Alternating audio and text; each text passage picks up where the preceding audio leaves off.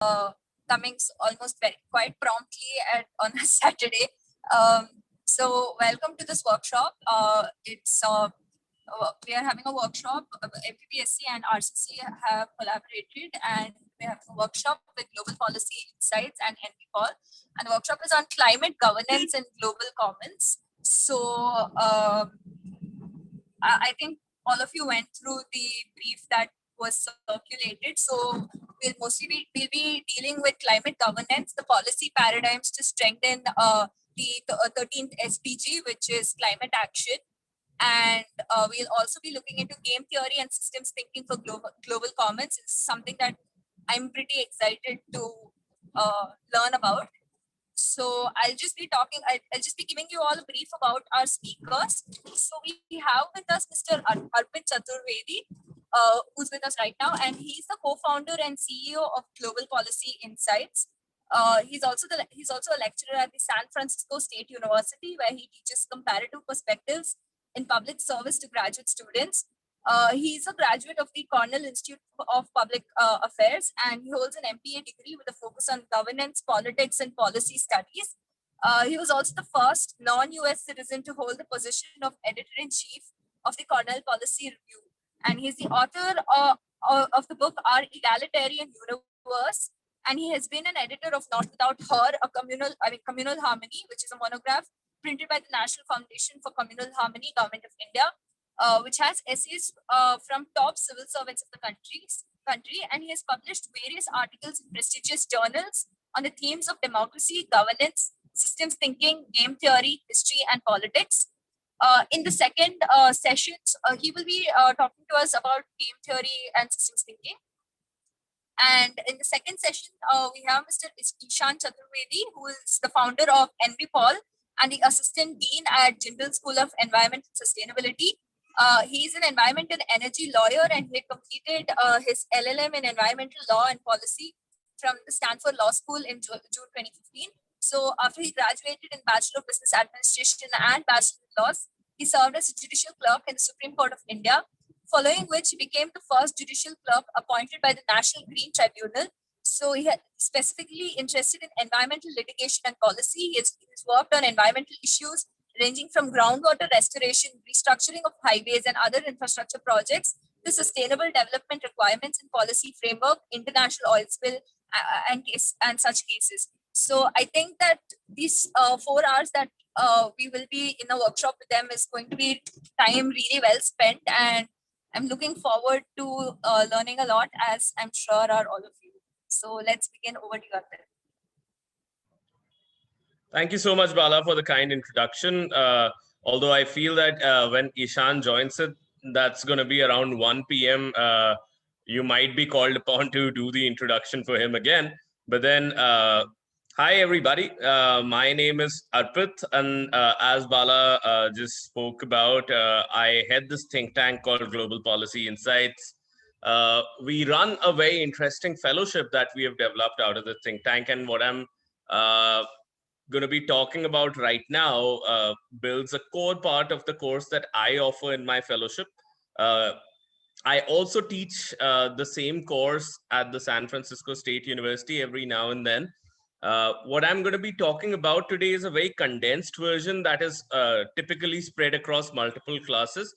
But today I'm going to spend more time on game theory, probably touch a little bit upon systems thinking, and talk to you about why certain policies work and why certain other policies, they are just ink on paper. And in our fellowship, which is called the GPODS Fellowship, or the Global Policy, Diplomacy and Sustainability Fellowship, we typically spend a lot of time understanding some of these paradigms and understanding that why certain policies, well-intended policies, and I'm sure that when I'm saying this, you can think about a number of them, why a lot of them just fail, why a lot of them, not just about climate change, as we know already in climate change that most of the nationally self-determined targets are not getting fulfilled across the world.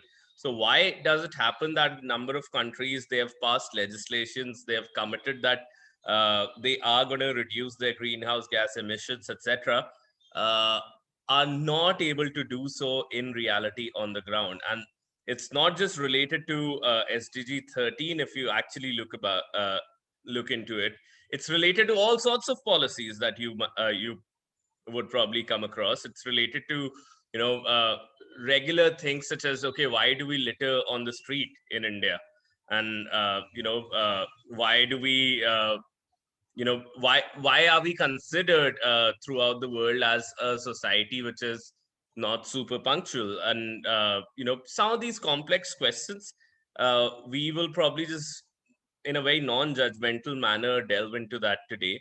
uh, we also have, just so that one of your alumna who's going to be coming here and talking to you about the GPOTS fellowship at 12:40 p.m. So we are going to be ending at 12. You'll have a break between 12 to 12:40, and 12:40 you'll meet Swasti Raizada. Anybody knows Swasti already in the group? No, she's probably uh, way too senior for you guys to be in touch with her. But then I think you'll enjoy meeting Swasti. Swasti has been okay. You know of her, Soumya, and but you don't know her. Okay, all right, that's cool. Which means that Swasti probably holds quite a bit of a reputation over there. Uh, so Swasti is going to be coming here and talking to you about her experience of the GPOTS fellowship. It's a 3-month online mentors from all across the world, 24 plus countries, 50 mentors, and these guys are at top positions in the United Nations. They are ex-ministers, legislators, people in NATO, people who are advisors to various defense ministries, environmental firms. So people who are essentially coming from the fields of public policy, diplomacy, and sustainability, and who are leading some of these fields, they come in to mentor folks like yourself or folks from all across the world, young professionals who want to make a career in these fields. So that's what our fellowship is all about. But then more coming about the fellowship from Swasti at 12:40. Uh, Now, right now for our lecture, what we're going to be talking about is game theory. So I'll just quickly share my screen and certain ground rules before I get in. Thanks to all of you who have turned on their cameras. It's just a lot more helpful for me to concentrate. Otherwise, I just feel lost when I'm speaking to a wall. That's the reason why I don't do MOOCs or recorded lectures, because it's just hard for me to keep going on without any visual feedback or auditory feedback. So I would also be glad if you stop me in the middle, just unmute yourself, jump in with questions, jump in with thoughts and comments, uh, and just introduce yourself while doing so, if you can, quickly.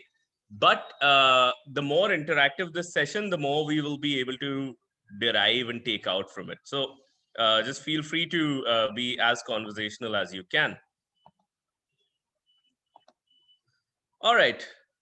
So as we're going to be talking about game theory, we have to first understand why we talk about game theory. Why are we using this lens called game theory to understand human behavior? Now, for those who may not have studied game theory, or who may not have a broad idea about what game theory is, uh, it is essentially a framework that we use to analyze decision making in human beings. It is essentially a framework that we use to uh, understand how people calculate their costs and benefits while taking a decision in their minds.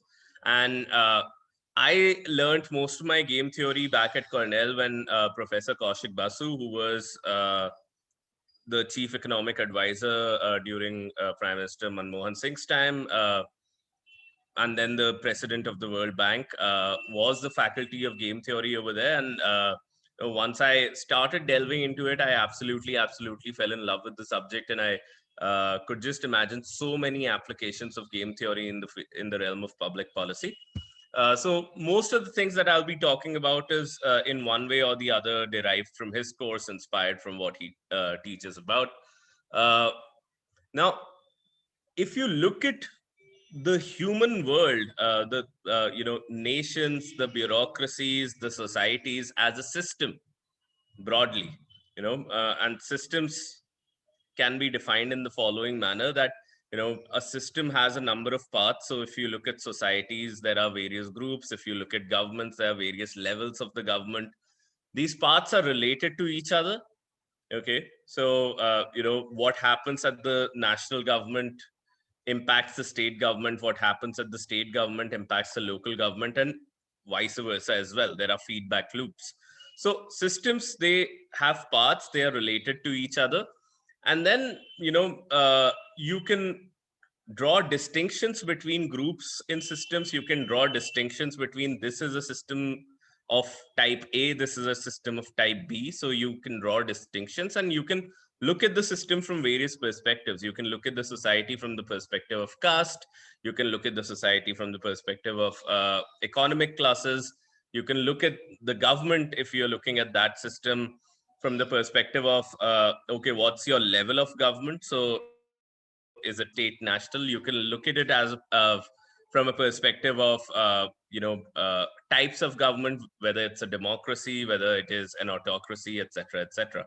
So if we are talking about human systems, then the logic, the underlying logic of the human systems is human incentives, human interest. And the study of human interest and human incentives is essentially what game theory is. So, in order to be understanding how to navigate through human systems, you have to understand the fundamental logic that guides human system, and that's game theory. So, all systems are complex, but then they have certain simple rules at the bottom of it. And if you understand the fundamental logic, the simple rules that form these systems, then you will be able to solve for some very complex problems that you see in the system.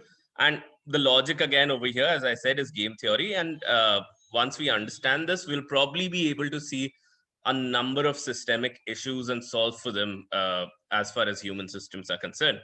Now, jumping right into game theory, before we get into game theory, we have to have three assumptions accounted for. One thing is the assumption of rationality. If anybody has taken a course in economics over here, can somebody tell me about what rationality means in just pure economic sense? Do we have a course in economics at the NLS? I see Vidhi, you've raised your hand. Yeah, so rationality means making a decision that maximizes your utility or satisfaction. Absolutely.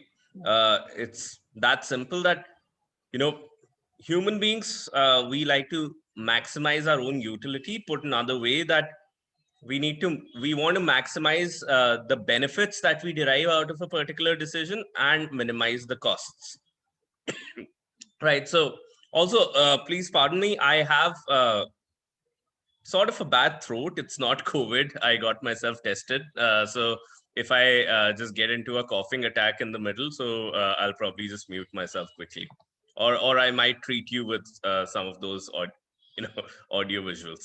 But anyway, yes, Vidhi, the idea over there is human beings are rational. They are maximizers of utility. At the same time, the second assumption in game theory is that rationality is common knowledge. So, what does this mean? This is where it gets interesting. Rationality is common knowledge means that I know that I am rational.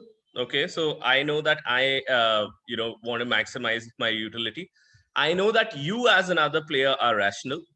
Okay, and I know that I am rational.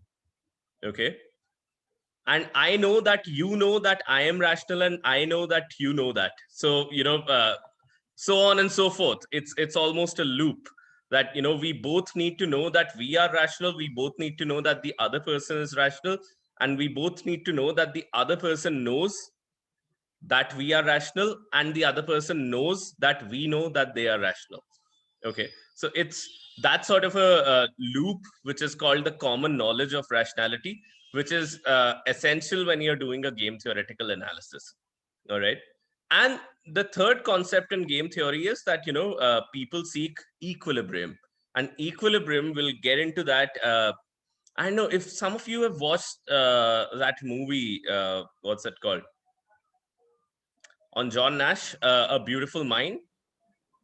So if some of you have watched that movie, in fact, I've had the pleasure of visiting some of those spots at Princeton where that movie was shot, and absolutely fascinating to think that John Nash was actually walking those corridors and just frantically pacing up and down those gardens. So equilibrium. Nash equilibrium was something that John Nash essentially popularized, but then a number of people before him have talked about it. John Nash won a Nobel Prize on his applications of the Nash equilibrium. But equilibrium is essentially that set of strategies for which you will not see any unilateral deviation. So it is in nobody's interest to unilaterally deviate from a particular strategy, and everybody is kind of then stuck in that equilibrium. We'll talk about the equilibrium with more concrete examples, but right now all you need to know is equilibrium is that sort of a strategy in which nobody has an interest in unilaterally deviating from it. And B, equilibrium eventually means that people would tend towards this broad fuzzy concept, as you can see, what we are calling equilibrium. It's not so broad and fuzzy, but then we are going to get into it, and hopefully you'll appreciate with certain real life examples that how we seem to be stuck in a number of equilibria in our lives. But all you need to do to get started with game theory is get these three things accounted for. Okay, now let's look at some easy problems of public policy. And you guys are lawyers, and obviously law and public policy, or law and economics, is a field which has a number of fascinating research ideas and applications in real life, and it's all game theoretical in nature. So the question is that there are certain laws or certain policies which are easy to enforce. Okay, and one of the easiest laws and policies to enforce is which side of the road that you drive on. So now the question is, can anybody tell us really quickly, oh, you guys are not lawyers. That's amazing. So you're all public policy MPP folks, just like, okay, then I'm in my home crowd over here. Cool. So not many laws that we see are the laws that can be enforced super easily, but then one that can be enforced really, really easily is what side of the road that you have to drive on. And there's a reason why this sort of a law is easily enforceable, even though I must admit that in certain parts of our country, even this law needs enforcement. But typically, if you just look at pure statistics across the world, it is easier to enforce this sort of a law. People almost self-enforce it upon themselves. If you look at countries, it's almost as if countries as a group have decided internally that, okay, we are all going to be driving on the left side of the road, or we are all going to be driving on the right side of the road. And the government simply plays the role of coordination or the role of signaling, where the government says that this is going to be the equilibrium for our country, that we are all going to drive either on the left side of the road or on the right side of the road. You randomly pick one side. The reason why this is easy to enforce is that it's in everybody's self-interest to just drive on one side of the road, and it forms, so to say, an equilibrium. Uh, if I were to, show you this game and depict it in more formal terms, it would look something like this. Let me first speak to you about how these game matrices work. So essentially, you have a player over here. You have one player here. You have another player here. So right now we are saying that the other player is society, but then you can just think of it as player two. And both players, they have a set of strategies. Okay, so over here, both players have two strategies.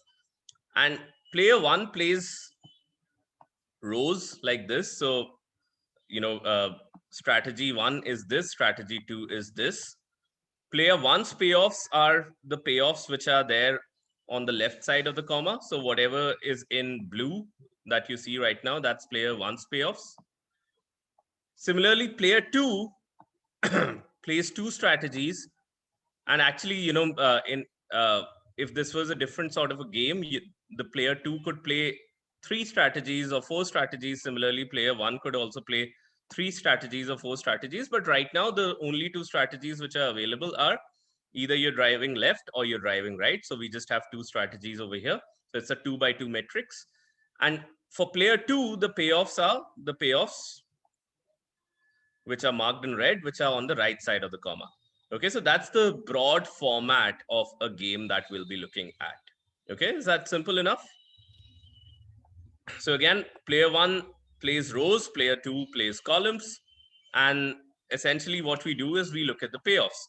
So now if you look at this matrix, what you would see, sorry, is that if I am driving on the left and the society is driving on the left, or you could also look at society either as a group of people or as a single person as well, then we are both driving on the we are both driving in a way that we are not going to bump into each other. So if I'm going in one direction, I'll just pick the left side of the road, and if somebody is coming from the other direction, they're driving on their left side of the road. So easy enough, right? Now the question is that the reason why it's so easily enforceable is that it forms an equilibrium. And let's see, why is this an equilibrium? I would not want to change my strategy unilaterally from left to right, because if I go from left to right, and remember, I play rows, so I move like this, up and down. So if I move from left to right, my payoff changes from 5 to -1. All right. And similarly, another person in the society would not want to move from left to right because their payoff changes from 5 to -1. So we are all rational over here. And we are all maximizers of our utility. So we would just want to stick here, and nobody would unilaterally want to deviate from uh, this left strategy. So the way you define strategies is the label that you've given to the strategy. So the left strategy over here, it forms an equilibrium, and nobody wants to deviate from it.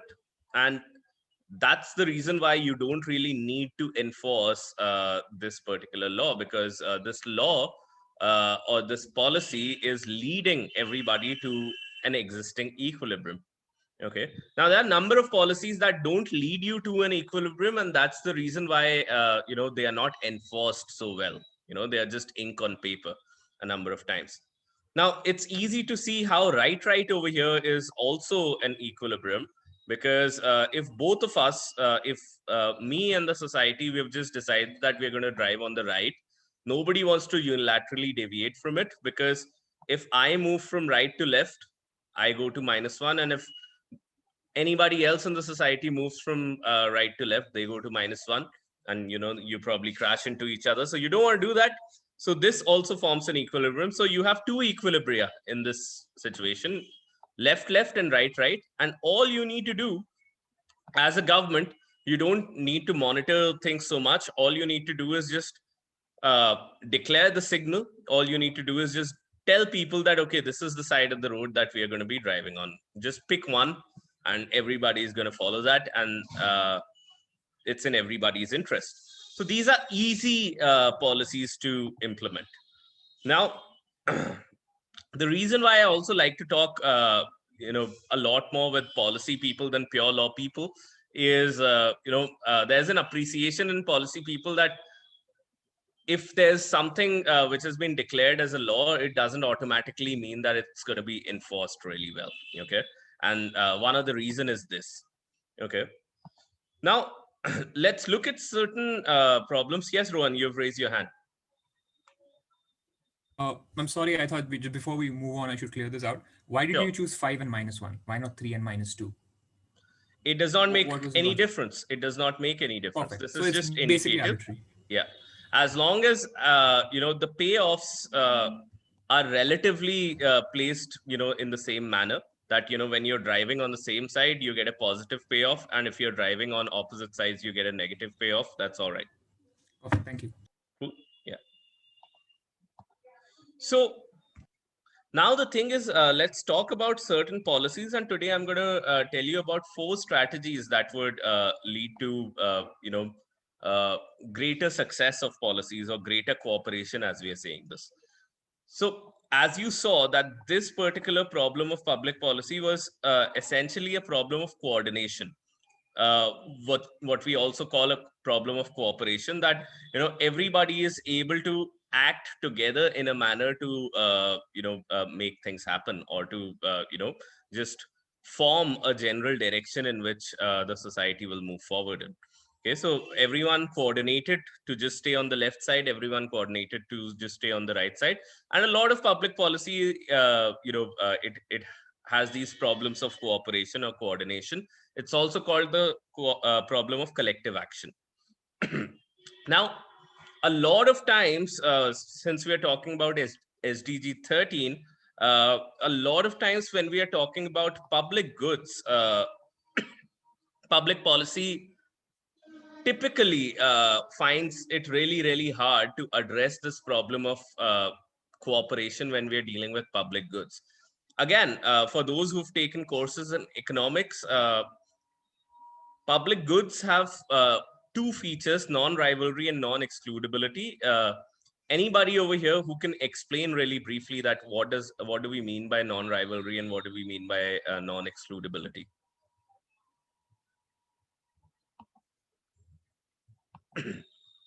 Anyone from an economics background or who's taken an economics course?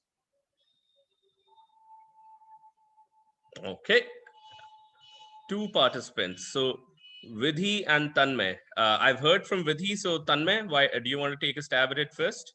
Yeah, sure.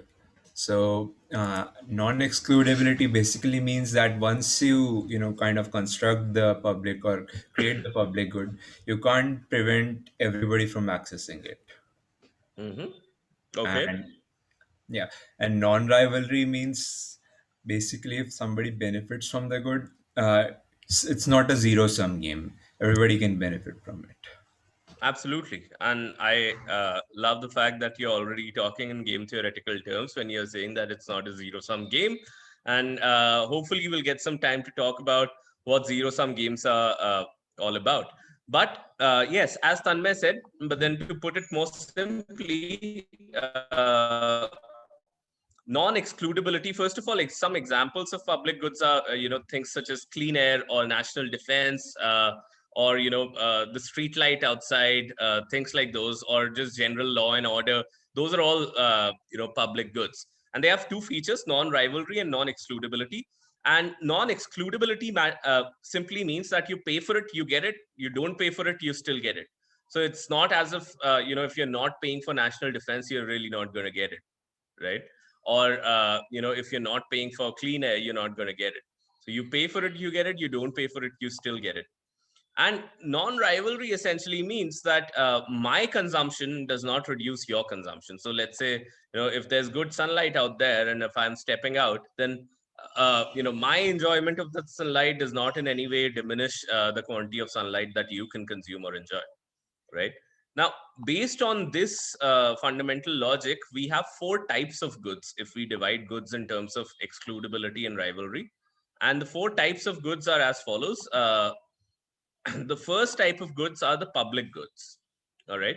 And these public goods are the ones which are non-rival as well as non-excludable. And as I said, certain examples are national defense, street lighting, etc., etc. Another type of goods are common resource pools. So, think of something such as fish in a particular pond in a locality, and people actually, survive by eating that fish. Now, it's rival because, my consumption of the fish in the pond reduces the amount of fish that you can consume out of that pond. Uh, it's not excludable because at least in our countries, those ponds, they tend to be public property, so you don't really have to pay for it to get the fishes out over there. Similarly, public parks, right?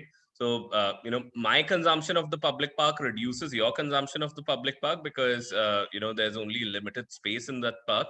But at the same time, you don't have to pay. If you don't pay for the public park, if you're not paying your local association or your municipal taxes, you still get to access the public park, more or less. Nobody is putting a label on you that, okay, don't let this guy or don't let this girl enter.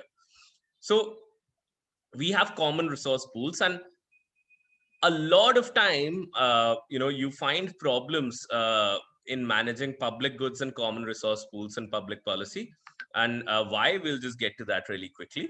uh, Now, the third type of goods are quasi-public goods, which are also called club goods per se. So think of it in terms of a toll road that they are excludable. They are at the same time non-rival, which means that you pay for it, you get it.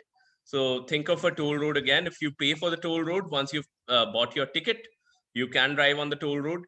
And if we are talking about an expressway or something, then my consumption of the expressway really does not diminish your consumption of the expressway. Or if I put a movie on a projector and I put a ticket for it, so just like what happens in movie theaters, I believe that has now become sort of a thing of the past after COVID. But then when movie theaters actually were a thing, then you pay for it, you get it, you can consume the movie, and your consumption does not diminish somebody else's consumption. Obviously, assuming that you're not one of those people who are throwing popcorns on others or just talking loudly on your phone. But otherwise, that apart, my consumption of the movie does not reduce your consumption of the movie, right? So these are called club goods. You pay for it, once you're in, you're in. And that's what I say about our fellowship as well, that the GPOTS fellowship is a club good that once you've paid the fee, then you can attend all of the fellowship programs that we have right now and in the future. So the idea is that, you pay in and then you're part of that club, more or less. And then, your consumption of the knowledge that we are sharing in that fellowship does not diminish anybody else's consumption. So that's also one type of goods. And then the fourth type of goods is the private goods. We all know what private goods are. They're excludable. You pay for it, you get it. You don't pay for it, you don't get it. And they're rival, which means that your consumption diminishes the other person's consumption. So example are the burgers that you buy, the shoes that you wear, all of those. If you're wearing it, nobody else can wear it at the same time. And you know uh, you pay for it, you get it. You don't pay for it, you don't get it. Now the thing is that especially in the capitalist system that we live in, market under provides for public goods. Market tends to provide or tends to almost convert public goods to private goods. And there's a way to do that.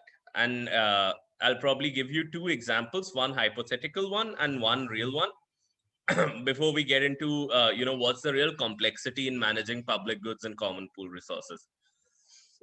So the hypothetical one is as follows, that you know I used to notice that whenever I used to come down to the metro station in San Francisco after delivering my lecture in the evening, there used to be a guy standing with a saxophone playing amazingly beautiful music on the metro station underground. Okay. And he used to have a hat kept in front of him. So anybody who really appreciated the music could just throw in a cent or throw in $1 in that hat. Okay, just a gesture of appreciation. Now, at that point of time, that guy's music is a public good, right? Because you pay for it, you get it. You throw that money in the hat, and you still enjoy the music. You don't. If you just want to stand and not pay the money, you still enjoy the music, right? uh, at the same time, it's non-rival. So my enjoyment of the music, if I'm standing on that metro station, does not in any way diminish the enjoyment of another person's, uh, if they are also standing on the metro station. So at that point of time, think that this is a public good. But then if I'm the sort of Okay, I don't want to use those generalizations, but then, okay, if I'm the sort of that wicked capitalist, okay, I don't like this public good being provided. Here's what I'm going to do. First, I'm probably going to turn it into a quasi public good. So what I'm going to do is, instead of this guy performing on a metro station, I'm going to put this guy in an amphitheater or in a stadium, and I'm going to put tickets on his music. So you pay for the music, you get into the amphitheater, and then you enjoy the music. Then your enjoyment of the music does not diminish another person's enjoyment, as long as they've paid for the ticket and they are inside the amphitheater. Okay, so once I put that ticket, I've converted this public good into a quasi public good. I've made it excludable. Okay. Now, if I want to make it a private good, what am I going to do? I'm going to pluck this guy outside of that amphitheater, put him in a studio, record this guy's CDs or record this guy's album, put it on you know behind a paywall on Spotify or something like that. So what happens over there, that one person's consumption, if you're earlier, if you look at it, when music was especially published in CDs. So if I have bought those CDs, then that means there are fewer CDs for people to buy, right? So my consumption is reduced on other person's consumption. And if you pay for it, you get it. You don't pay for it, you don't get it. So look at how I've converted a public good into a pure private good. Now, that tends to happen when we are looking at things such as the environment, such as clean air, uh, because nowadays what you see is, I, for one, I feel that clean air has already turned into a quasi public good in this world. And what I mean by that is that now, if you are living in a developing country, because of developing countries' own economic imperatives, we need to industrialize. We need to be also using certain fossil fuels, etc., in order to be able to industrialize. Which means that we are increasingly living in places which are really polluted, especially if you look at the air quality. If you're in Bangalore, if you're in Delhi, you guys must know that Bangalore used to be the city of gardens at one point of time, with a lot of clean air, and now it's got so much of traffic and so much of pollution, etc., etc. And Delhi is infamous for its bad air quality.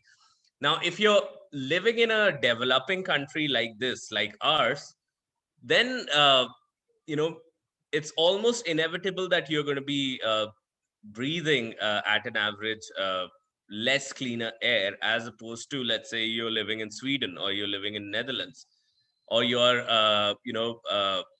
in Cornell in Ithaca, where I studied. If you're in some of these places, then it's going to be easier for you to breathe clean air. And the reason why it's easier for you to breathe clean air over there is that these societies have invested in clean technology. They can afford to invest in clean technology, and most of the air polluting industries have now moved on from being in the more expensive countries to countries where they could be more cheaply set up. So now, if I have to breathe clean air, I have to go to a Norway or a Sweden, where the total uh, expenditure or the cost of living is much higher than what it would be in a developing country. So in a way, it has become excludable. Only those who can afford it can really breathe clean air by immigrating to a country like that. Okay. uh, so it's still non-rival, but then it's become sort of excludable. And gradually, as we are increasing the level of pollution, it's also becoming rival, because we are reducing the regenerative capacity of clean air. you know you would be I'm sure some of you must have seen those videos, but then, funnily enough, now people are selling packaged clean air. You can breathe clean air from Ladakh, you can breathe clean air from Sweden and Norway. uh, there's all sorts of funny companies which have come up, which will essentially give you a gas cylinder which has clean air from all of these fancy places in it, and it'll have a mask on top of it, and you can you literally pay for breathing clean air, and you've converted clean air into a pure private good over there. And if you're already laughing on it, uh, think about what has happened to drinking water, potable water already. you know uh, in California, it is absolutely not surprising to see, if you're visiting somebody's house, that they would essentially be surviving on crates of mineral water. So they would probably not be drinking from the tap. They would not have put an RO or something, in their water supplies. They would simply buy, tons and tons of those mineral water bottles, and they'd be just surviving on that. And we already see that happening everywhere, even in India. Water from, potable water, although it's not a pure public good, it's a common resource pool, because just 3% or thereabouts of water that is available in the world is potable water. And it has a regenerative capacity, so which means that my consumption of potable water in some sense reduces your consumption of potable water. uh, but at least it is non excludable as per law in most of the places where you don't really have to pay for drinking water. Okay, there are places where water is priced, and especially water that is used for non-drinking purposes is priced, but then drinking water is considered a human right? But at the same time, what's happening is that with greater pollution in rivers, with greater pollution of the water that you find underground, you are now investing more in those ROs. You're investing more into all of those fancy machines, or you're buying a Bisleri bottle, which essentially means that you are now bringing water to a situation where you pay for it, you get it, clean drinking water, and if you don't pay for it, you don't get it. Okay. And since I mentioned RO, again, think of how many of us are now installing those air purifiers in our house. So if you're in a developing country, you pay for clean air, which means you install an air purifier and you get clean air, otherwise you don't. So there's a way where how we are converting all of these public goods into private goods. And why are we doing that? How is that happening is what we're going to be getting into right now. So public goods, and even common resource pools for that matter, they become victims of the prisoner's dilemma. And the prisoner's dilemma is something like this. I'm not going to play this video, but then some of you might remember this video from The Dark Knight, if you've seen the movie, where the Joker puts the good guys and the bad guys on two different ships. And the Joker says that if by midnight, if one of you, both of you have a detonator in your hands, and you can press your button and detonate the other ship. And if one of you doesn't do that, then I'm going to detonate both of the ships right there. Okay. So now it's a prisoner's dilemma where one ship, let's say of the good guys, they are thinking that, okay, these are the bad folks. They are going to, definitely press the switch and, detonate us. So why don't we do it ahead of them? And so are the bad guys thinking, because they are saying that the good guys, they are, they exploit us all the time, etc., etc. And we are very sure that they are going to detonate us before we do that. So it's almost like a race to the bottom. But eventually in that movie, good sense prevails. In fact, people, they throw out their remotes, they throw out their detonators, and they eventually don't detonate each other. That's them being irrational. So that's very A game theoretical, right?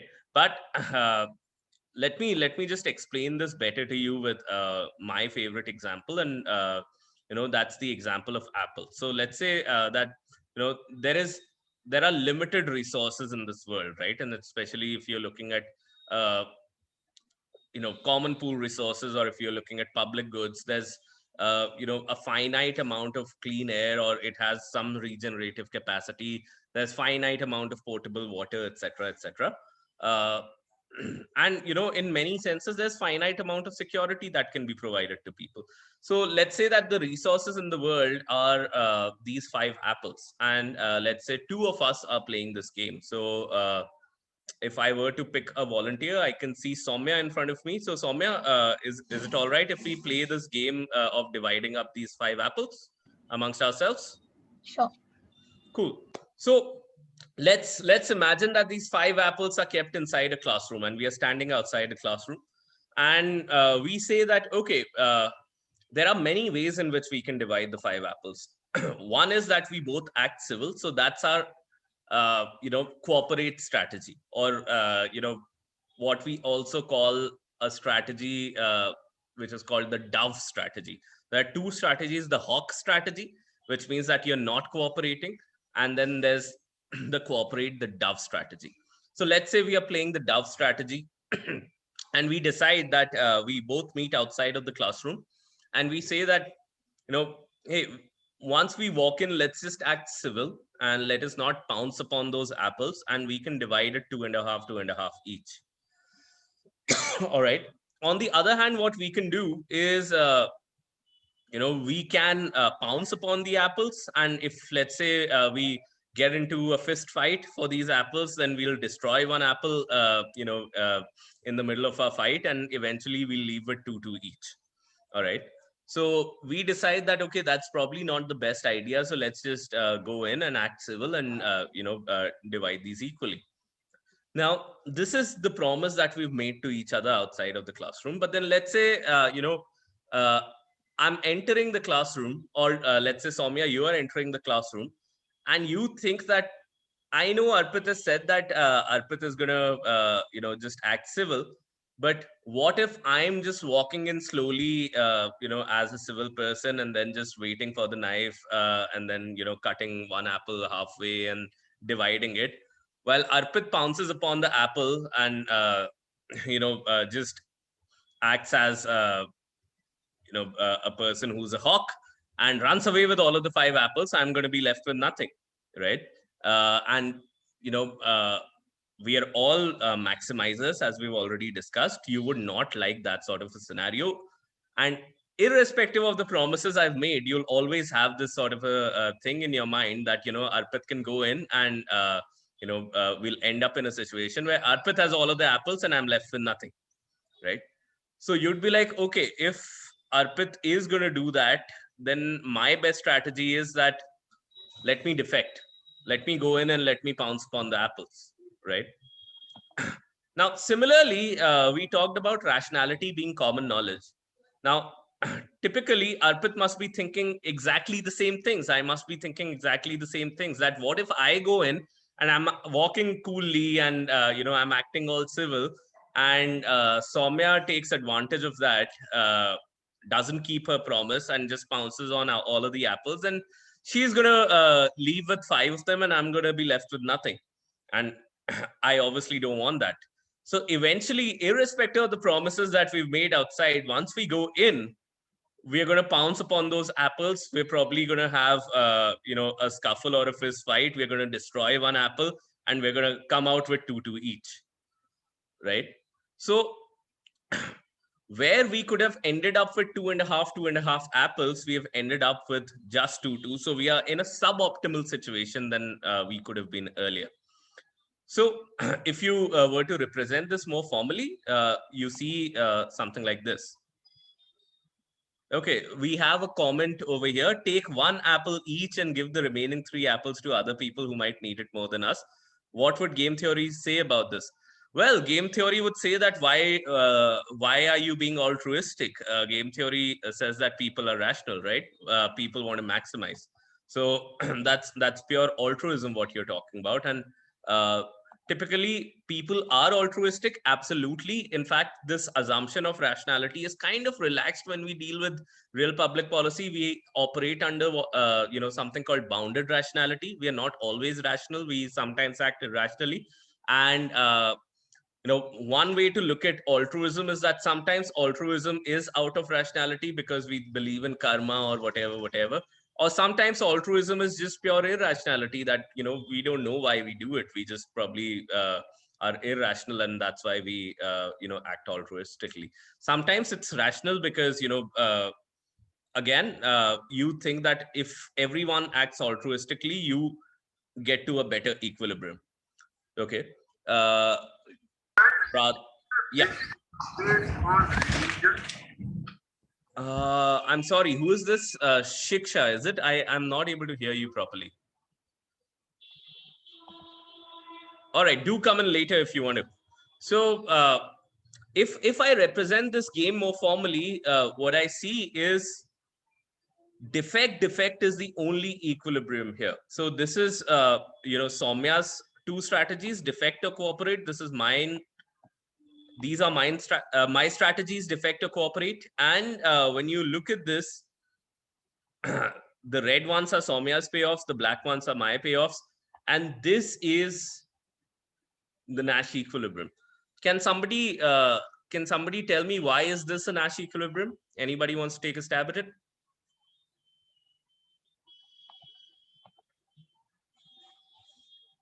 This is exactly the Apple game that we've played over there. So look at it this way. Excuse me, sir. Yes, you can just call me Arpit. All right, Arpit. Sorry. The part you circled, you're saying that is the equilibrium. That's the Nash equilibrium. So the suboptimal equilibrium is the Nash equilibrium. Is the Nash equilibrium. But why is that? Utility maximization. When we wanted to maximize our own utility, we got into a fight. So in that pursuit, we destroyed one apple. Maybe that. Yeah. So if we look at it, let's first look at why 2.5 or cooperate is not the Nash equilibrium. Okay. So it's not an equilibrium at all over here, because if, let's say, hypothetically, we were in this strategy, this would not be stable, because if we were here, then Soumya would want to move from cooperate to defect, because she would want 5. Soumya's ideal situation is that Soumya defects and I cooperate. All right. So I'm acting civil and she runs away with all of the apples. All right. So she would want to move from 2.5 to 5. And similarly, if we were hypothetically here, I would want to move from 2.5 to 5. Okay. So there is a lot of value that I can derive in unilateral deviation from this strategy. Okay. A Nash equilibrium is a strategy from which no unilateral deviation is worth it. So let's look at the defect strategy over here. And this is really important to get. If you don't get it, please ask me to repeat. I'll be more than happy to, because this part is the foundation for all what we are going to be discussing now. So this is the Nash equilibrium, because if we are over here, then would Soumya want to move from defect to cooperate from 2 to 0? No. And would I want to move from 2 to 0, defect to cooperate? No. So even though this is a suboptimal solution, we are getting lesser of what resources that we have. This is our equilibrium right here. And irrespective of the fact whether the law says that we should cooperate, we will not cooperate, because we are just, that's the equilibrium people seek. But if people are rational, they will seek equilibrium. So anybody, if there's anyone who doesn't understand why defect is the Nash equilibrium, this is the right time to get that out of the way, because a lot of the future part of the lecture would depend on this. Yes, Abhishek. Yeah, hi. Good morning, Arpit. So Good morning. what I wanted to ask is that in the 2-2 scenario, is it more sort of behavioral in nature, where I tend to act in self-interest, where I tend to maximize my self-interest that I want 5 apples, but then the outcome is not maximum. Absolutely. We end up getting not 2.5 but 2 apples. I just want a chance that I can have 5 apples. I fight for it, but since 1 apple gets destroyed, I end up with just 2. So that's right. 2 be called a situation where I tend to maximize my own desires, even though the outcome may be suboptimal. Yes, because I'm seeking maximization. I'm actually not ending up in maximization. I could have, the best scenario for me would have been that I leave with 5 apples. Okay. At least the second best scenario for me could have been that I leave with 2.5 apples. But then now I'm, that's why a lot of times, you'll see, and I can tell you that I've heard a number of game theorists say this. And when I reflected on this, I realized that that's probably true. In fact, Kaushik Basu in one of his books has written about how practical people just fare really badly in life eventually. So, I mean, philosophical movings apart, this is the most practical solution that you have right now. That, what if you go in and you cooperate? You definitely don't want to end up at zero, right? So, you're kind of stuck in this equilibrium all the time. No matter what you do, nobody would unilaterally, even if both of us, we decide that, okay, let's move from 2.2 to 2.5, 2.5, we will not be able to do this. Okay, because we are stuck in that suboptimal sort of an equilibrium. Okay, now, what is the government supposed to do? So let's talk about the role of the government over here. And that is the first strategy of dealing with this sort of a problem of cooperation. What the government will do is that, let's say, hypothetically, you are over here, or this is the ideal scenario that the government can imagine for a society. Then, if Soumya decides to defect, so if Soumya is coming out of the classroom with 5 apples, okay, so I played nice and Soumya is just running outside with these 5 apples in her hands with the basket. There's a policeman or a policewoman who's standing there and stops Soumya and says that, hey, I see those 5 apples in your hand, Soumya, and I think the scenario that has played out inside is that you've played the hawk while Arpit played the dove. So here, why don't I just put a penalty on you and take 4 apples out of these 5? Okay. Essentially, I don't even need to take 4 apples. I need to take enough apples which are just, ending you up in the payoff, which is just a little lower than 2.5. All right. But then let's say I put a penalty of 4 over here. So I put a -4 on Soumya. So Soumya, instead of 5, is on 1 now. Okay. And similarly, if I'm doing that, then, the penalty is levied on me. And instead of 5, I am on 1 now. All right. So now it is not worthwhile for Soumya to unilaterally defect, because cooperation would give her 2 and unilateral defection would give her 1. So it's better to cooperate. And the same applies to me, that, defection would give me 2. And if we both are defecting, then that gives me 2. And if I unilaterally defect, that gives me 1. So now I would rather probably just stick to this situation and not go over there. Now, if you look at things over here, now this also becomes an equilibrium, 2.5, 2.5, because Soumya doesn't want to move from here to here, doesn't want to unilaterally defect. I don't want to move from here to here, don't want to unilaterally defect. So this becomes an equilibrium. At the same time, this is probably also an equilibrium that exists, right? So if we are stuck over here, then, Soumya doesn't want to move from here to here. I don't want to move from here to here. So you're in a society, and that's what happens in real life, that we have multiple equilibria. Some societies are stuck in, a suboptimal one. Some societies are stuck in, the more optimal one. And then comes the government with its carrots and sticks to move the society from a suboptimal to, a better equilibrium. Okay. And what the government can do again, the government can do another thing over here. So you remember that the government levied a tax when you were here, or a penalty when you were here. What the government can also do is that, if Soumya and I are coming out of the classroom with 2 apples each, and the government can assume that we have both played the the hawk strategy, and then penalize both of us for doing that.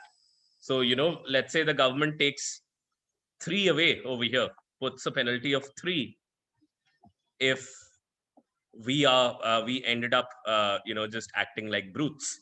So this becomes a -1, this becomes a -1, and now this is no longer an equilibrium, right? So you would want to move from -1 to 0, I would want to move from -1 to 0. So the only equilibrium that exists then is this. Okay. So the number one strategy when you're dealing with public goods is some of these penalties, some of these incentives. They could also be positive incentives. If you tweak this around, it'll give you the same effect, but then mostly penalties. All right. Now, how does it play out when we are talking about pollution or air pollution or water pollution, anything? It's the same prisoner's dilemma that we are stuck in when we are talking about pollution. So let's understand it in terms of water pollution. We'll automatically understand it in terms of other sorts of pollution. So let's say there's a river, okay, over here, and then there are factories besides this river. Let's say there are 3 factories besides this river, okay, and these factories, let's say they are tanneries, leather tanneries, and they release certain toxic chemicals and wastes into the river, and that's polluting this public good that we have. Now, if I am this factory, let's say, and I want to say, and let's say if there's a law which says that factories are not allowed to pollute rivers, okay, the reason why, if the penalties and the carrots and sticks, if they are not leading me to a different sort of a payoff, just by telling me that I should not pollute the river, why I will still pollute it, is because I will look at my incentives. Let's say I put a chemical waste treatment plant over here. That's going to cost me. That's going to bring my competitiveness down, right? Because other people, they have not installed this sort of plant in their factories, the waste treatment plant, but I have, which means that it's going to cut into my margin of profits. So I'm going to earn less. I'm going to be less competitive in the market. And at the same time, I'll think that the others haven't installed this. The river is still going to remain dirty, right?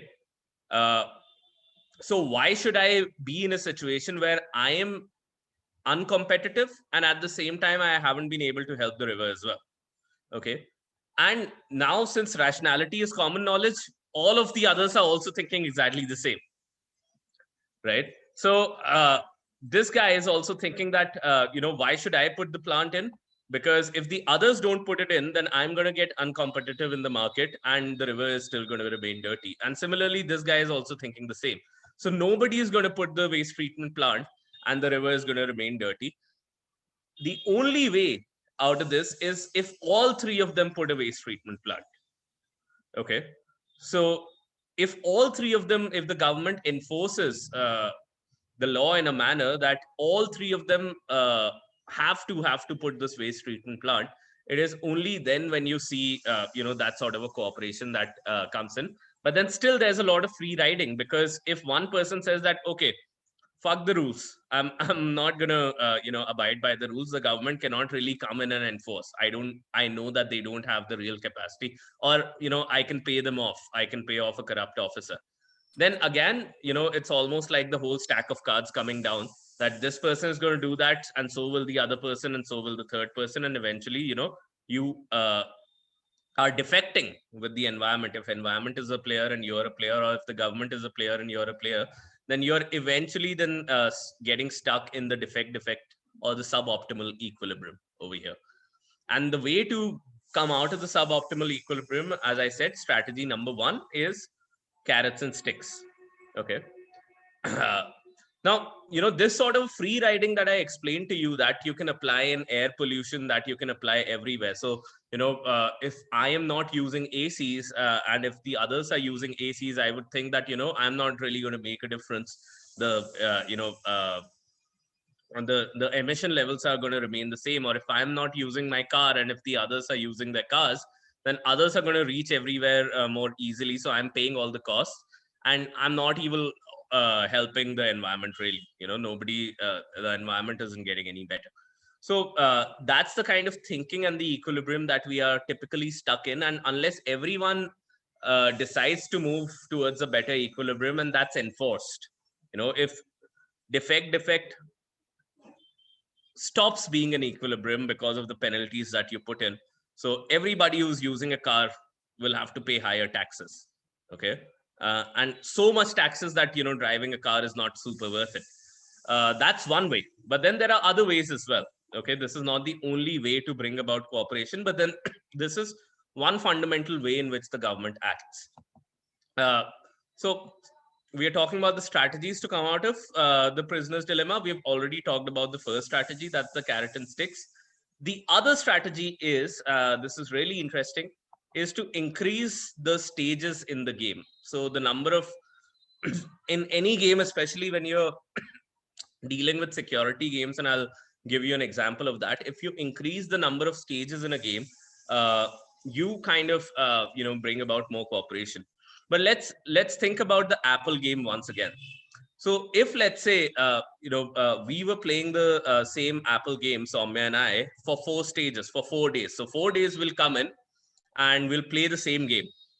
The logic that we will operate on is going to be as follows, that I'm going to imagine myself on day 4, and I think that, okay, my only chance to maximize on day 4 is that I defect. Let's say, I'm still naive and I'm thinking that perhaps we will cooperate on day 1, day 2, day 3. Okay, we are both ending up with 2.5, 2.5. So day 4, my chance to maximize, because I want to maximize, especially when you're talking about human behavior and international relations, relative maximization matters a lot. So I should be relatively also better off than the others, right? So in the last stage, I would be like, if I want to maximize, then even if we are cooperating in all of these earlier stages, and I have 2.5 plus 2.5 plus 2.5, 7.5 apples, then in the last stage, let me just defect, and I'll end up with 5, and last stage Soumya is going to end up with 0. Okay, but common knowledge of rationality. So Soumya is thinking that I know this guy is going to defect in the last stage, so I will also defect in the last stage. But then if I want to maximize, let me just defect in the third last stage itself. Okay, and I know that Soumya is rational, and Soumya is thinking exactly like this, that she is going to defect in the second last stage, so I'm also going to defect in the second last stage, and we are in the defect equilibrium. And on day 2, I know that this is Soumya knows that I know that Soumya is going to defect in the second last day, so Soumya is going to defect over there, so she will defect over there, I will defect over there, and so on and so forth until the first day. So as long as you have an end deadline to something, you can just back calculate, and you will be stuck at the defect equilibrium. Now, typically, once you have infinite number of games, you can bring in that sort of cooperation. Because if you're on an infinite number of games, you typically just have 2 choices, that you get stuck over here. So let's say first game, it could happen that we promised, and one of us we played more civil than the others, and let's say in the first stage Soumya ends up with 5 and I end up with 0, but then after that we'll just keep defecting until infinity, right? So one choice that we have is that, okay, let Soumya earn her 5 apples in the first round, but then from then until infinity, we are going to be just stuck at the defect equilibrium.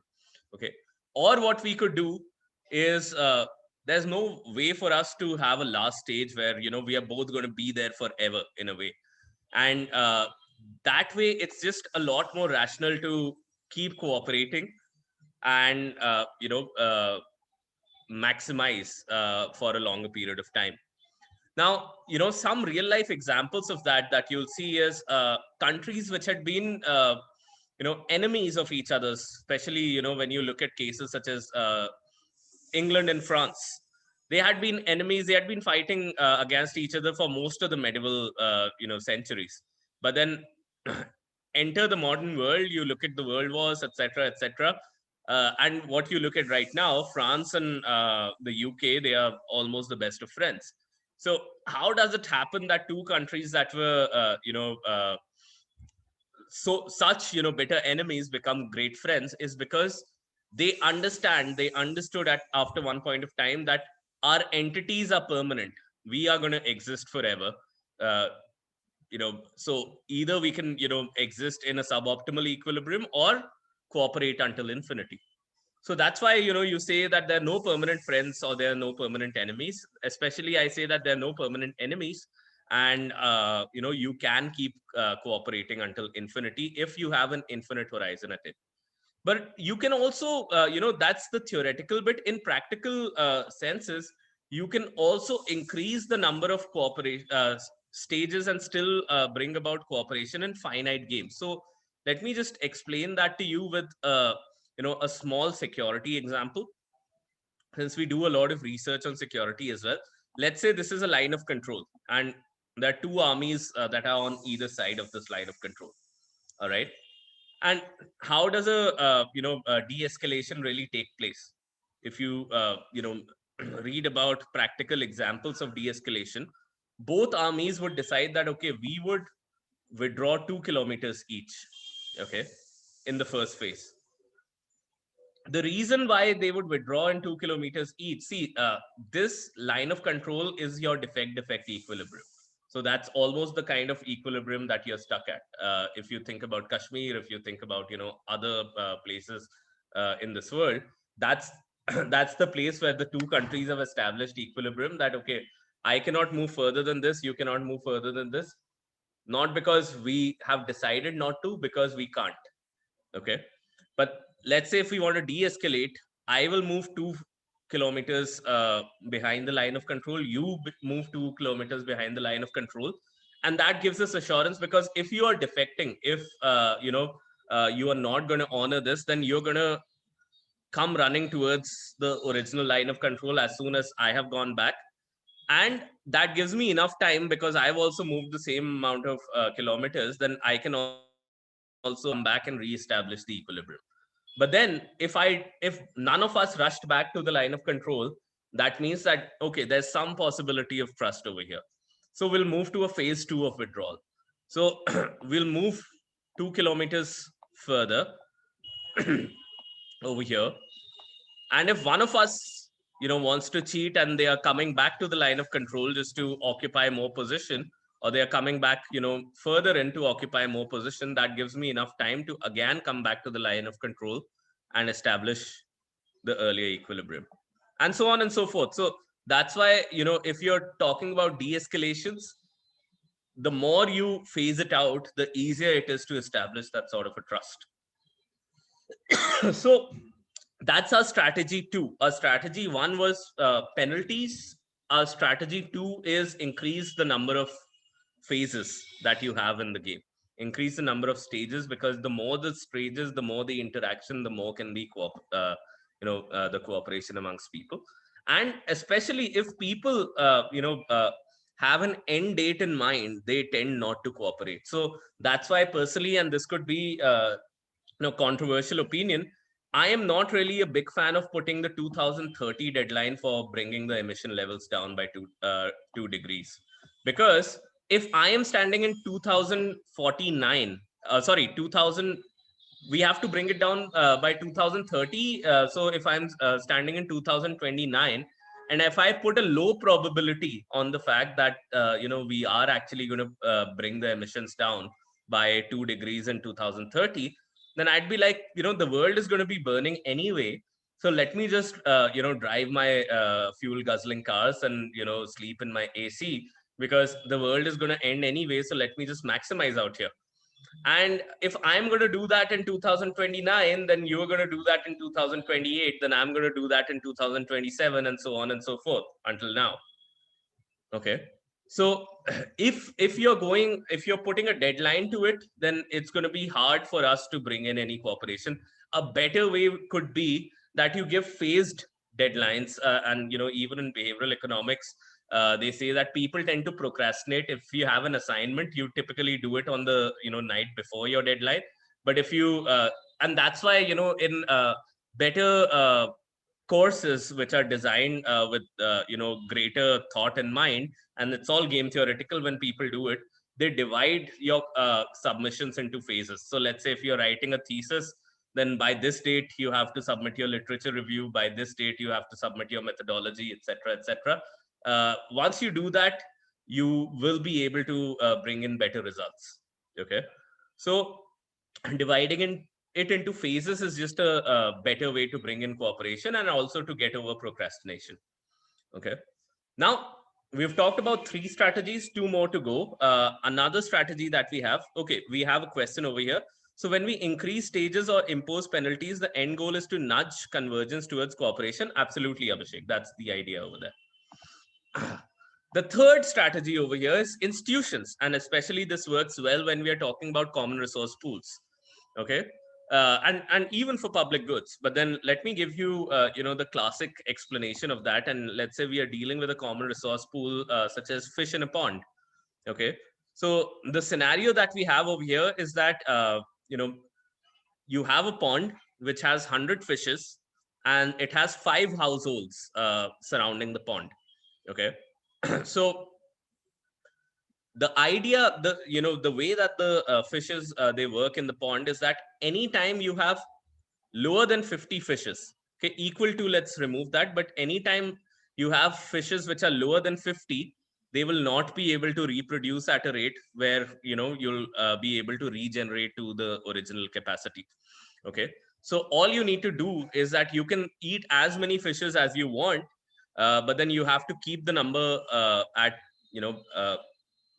50 or above. Okay, so that's, in that case, I think actually I was not mistaken to put this. So yeah, so don't consume more than 50 fishes. So which means that at any point of time, let's say in a week, these households can only withdraw 50 fishes in total, which means 10 fishes each in a week. All right, but now what tends to happen is that this household goes into the pond and says that, okay, we can consume 50 fishes, right? So let me today, instead of 10, let me just withdraw 11 fishes. Let me just exploit the resource a little more than I'm allowed to. Okay, and hopefully the others would adjust. And similarly, this guy also goes in and says that, okay, let me withdraw 11 fishes instead of 10 this week. And this guy also does that, this guy also does that, this guy also does that. And lo and behold, at the end of the week, you have 55 fishes which have been withdrawn. You go below the minimum threshold, and a week later you see all of the fish population dying off and you have no fishes at all. Okay, that tends to happen in a lot of common pool resources. Think of it in terms of potable water, or you know uh, as I said, 3% of the total water available is potable. And if you over exploit your underground water, if you over exploit all of that, and if it does not regenerate to the capacity that you will have, that 3% of water at some point of time, quickly you hit the bottom threshold, and you'll be in a world where you really don't have freely available drinkable water. You'll probably have to just artificially manufacture it, or just buy it off the market. So you can easily make that house of cards fall. But what you do instead, let's say, what's one solution is the institutional solution. Let's say there's this person who's living in a village nearby. I bring this person in, and this person sets up a wooden plank over here, and we set up a rule. So underlining the word rule over there, because when you're talking about international institutions, think of the United Nations, think of WHO, all of these. They establish certain rules and norms. They cannot come up with laws that can be enforced on nation states. So how do they bring in cooperation? Or the UN Security Council, let's say, can't enforce much. So they set up certain rules. Now, in our case, what happens is that the rule is that you will only fish from this particular plank. Okay, you cannot just go to any point. If you're going to any point on the pond and fishing, that means you're breaking the rules. Okay, then you need to be, then the others will penalize you. Okay. But let's say the rule is that you need to only fish from here. And there's going to be a whiteboard or a blackboard that this guy is keeping. How much ever fishes that you draw from the pond will be recorded over here once you're coming out. Okay, so household A comes out, withdraws 10 fishes. Household B comes out, withdraws 10 fishes. Let's say in a week, household C comes out and withdraws 11 fishes. So now the other households, they know that this guy has withdrawn 11 fishes. So let's say one household would be like, okay, we can't go below 50. So I will withdraw just 9 fishes this week. And then the other household sticks to the 10 fishes. Now, this household is consumed lesser than it could have. So in the next week, this household is going to go to this household and say, no, I consumed fewer fishes because of you the last week. So this week you need to compensate me. You need to just withdraw 9 fishes, and I'm going to withdraw 11 of those. So what's happening over here is that without any laws, just through transparency of information or symmetry of information, you are able to get all of the players to self-enforce certain rules and norms over each other. So you are able to bring in cooperation just by making information transparent, and you're relying on mutual enforcements on each other by the other players that exist over there. Okay. So that's what global institutions do, because if you look at multilateral institutions, you would probably see them writing a lot of reports. You would see them writing a lot of case studies. You would see them coming up with a number of matrices. And in India, if globally, if you look at the ease of doing business metrics in India, if you look at the open defecation free district ranking, all of that is essentially this, that you're making information available, and then it is in everybody's incentive to just fix their own household and not defect, because everybody knows that this guy is defecting, and everybody is going to either come after you, or your perception is going to get tarnished, and you pay certain costs because of that.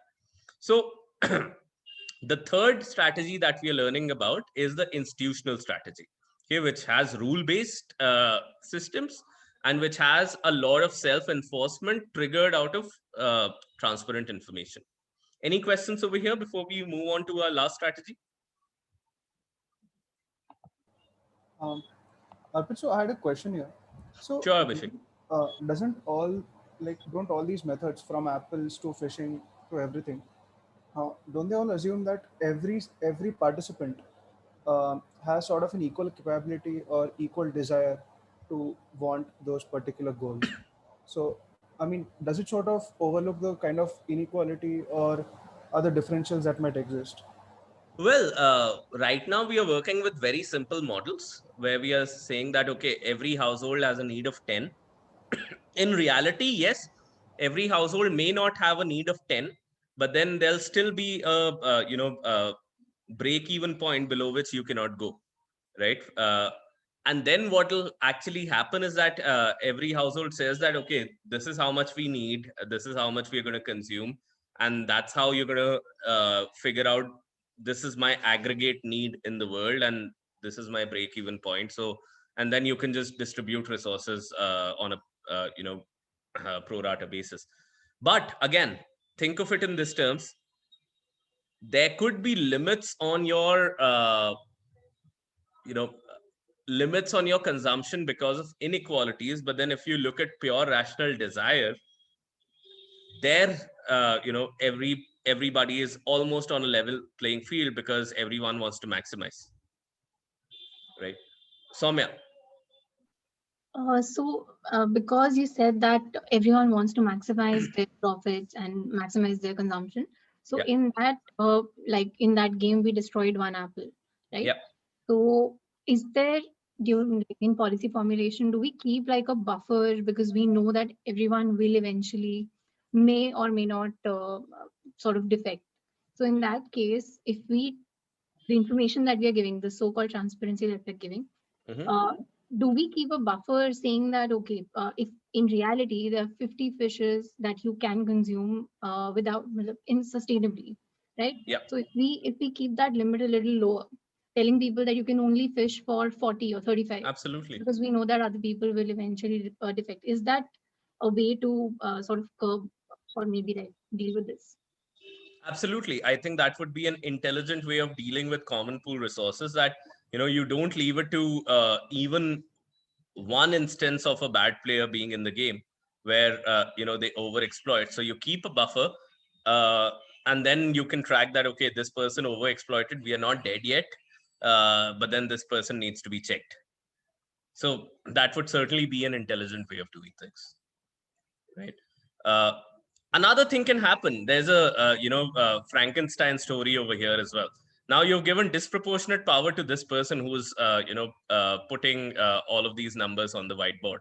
So if this person gets corrupted, and if this person is not reporting these things honestly, then you're in trouble. Then you could, without knowing that you have hit the bottom threshold, you may have hit the bottom threshold already, right? So that's why it's really, really, really important for these international institutions and organizations to be uncorrupted and transparent, and that's why they have a lot of third-party evaluations, a lot of focus. Their legitimacy rests on the transparency of the data that they're sharing. I know some of you may be thinking about WHO or whoever right now, but then in effect, their legitimacy stands on whether their information is considered credible and transparent. Okay. Now, this is the really interesting one. This is where you make cooperation really, really, really lucrative. Okay, that's your fourth strategy. So again, I need another volunteer over here. One of us will. So, okay, I will, as usual, pick Ronald, and I need another person to pick Donald over there. Anyone Donald fans? It could be Donald Duck instead of Donald Trump. But anybody wants to volunteer to become Donald over here? It's going to be a game where we earn a lot of money. So, okay. So let me just pick Abhishek. I can see you in front of my screen. So you, I hope, would not mind playing Donald for a bit. Okay. So let's say two people, Ronald and Donald, and in an ideal society, let's say we both owe $1 of tax each. Let me just quickly look at the chat box before I. Okay, Soumya nominated Uday. Uday, maybe next time when we play another game. But let's say, okay. So we both, and when you read unit of energy, you can simply read it as rupee or dollar. Okay. So just whenever you read unit of energy, just read rupee or dollar. Okay. So we both owe $1 or 1 rupee as tax to the government. Okay. Out of our earning, that's what we owe to the government. So let's say we owe this 1 rupee, and since we are investing in public goods or common resource pools, these have certain positive externalities if you invest in them. So let's say if I'm investing in clean air, that also means that I'm going to have better health as a positive externality. Or if I'm investing in clean water or sanitation, I'm going to have better health, more longevity. That means better education, etc., etc. So the payoffs are in multiples. So let's say we both collected $2 as a society, and it gave us a return on investment of 1.5, and eventually, let's say we have $3.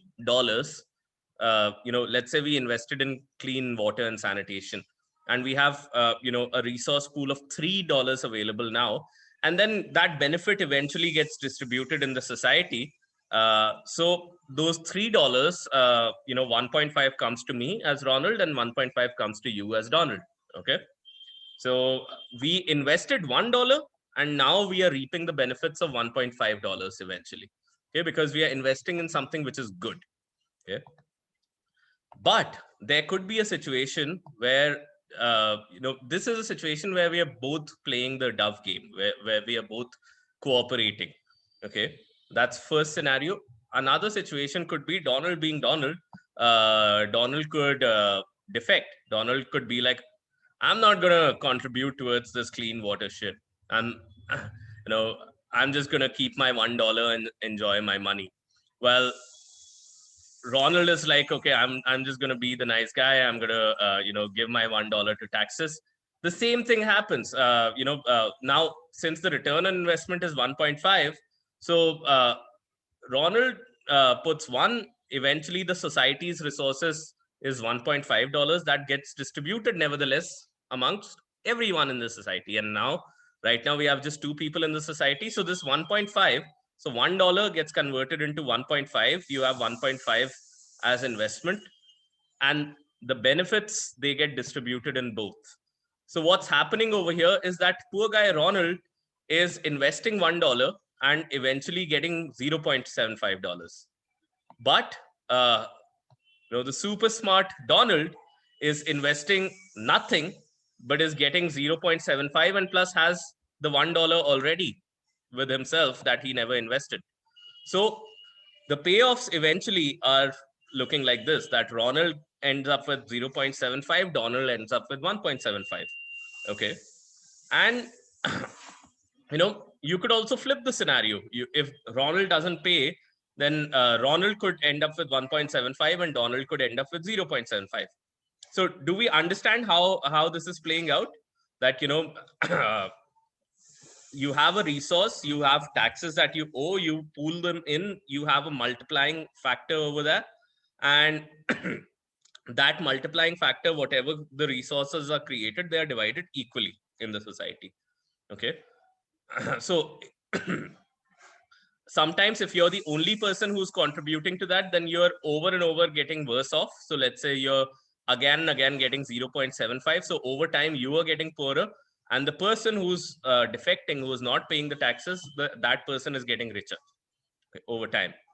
So that's one scenario. Another scenario could be that both of them defect, right? Both of them are like, let's not do this public goods thing. I have my $1. I'm just gonna keep my $1, and let me just do a quick check on time. Oh, we have about 20 minutes. We're very well paced. So not gonna give my $1, gonna keep it with myself, which means that we have a zero pool of investment, zero returns. Even if there's a 1.5 multiplication over there, you end up in zero. So you end up with $1 that you started out with. All right. If you turn it into a game table, then you have something like this, that if you both defect, if you're both not paying, you are at 1 point, you're at 1-1. If one of you is paying, if one of you is defecting and the other is cooperating, then you're at 1.75 and 0.75. And if you both are cooperating, then you're at 1.5, 1.5. Okay. Is this table clear to us? Any doubts in this table for anybody? No, right? Now over here, you can easily see that the Nash equilibrium as earlier is this, right?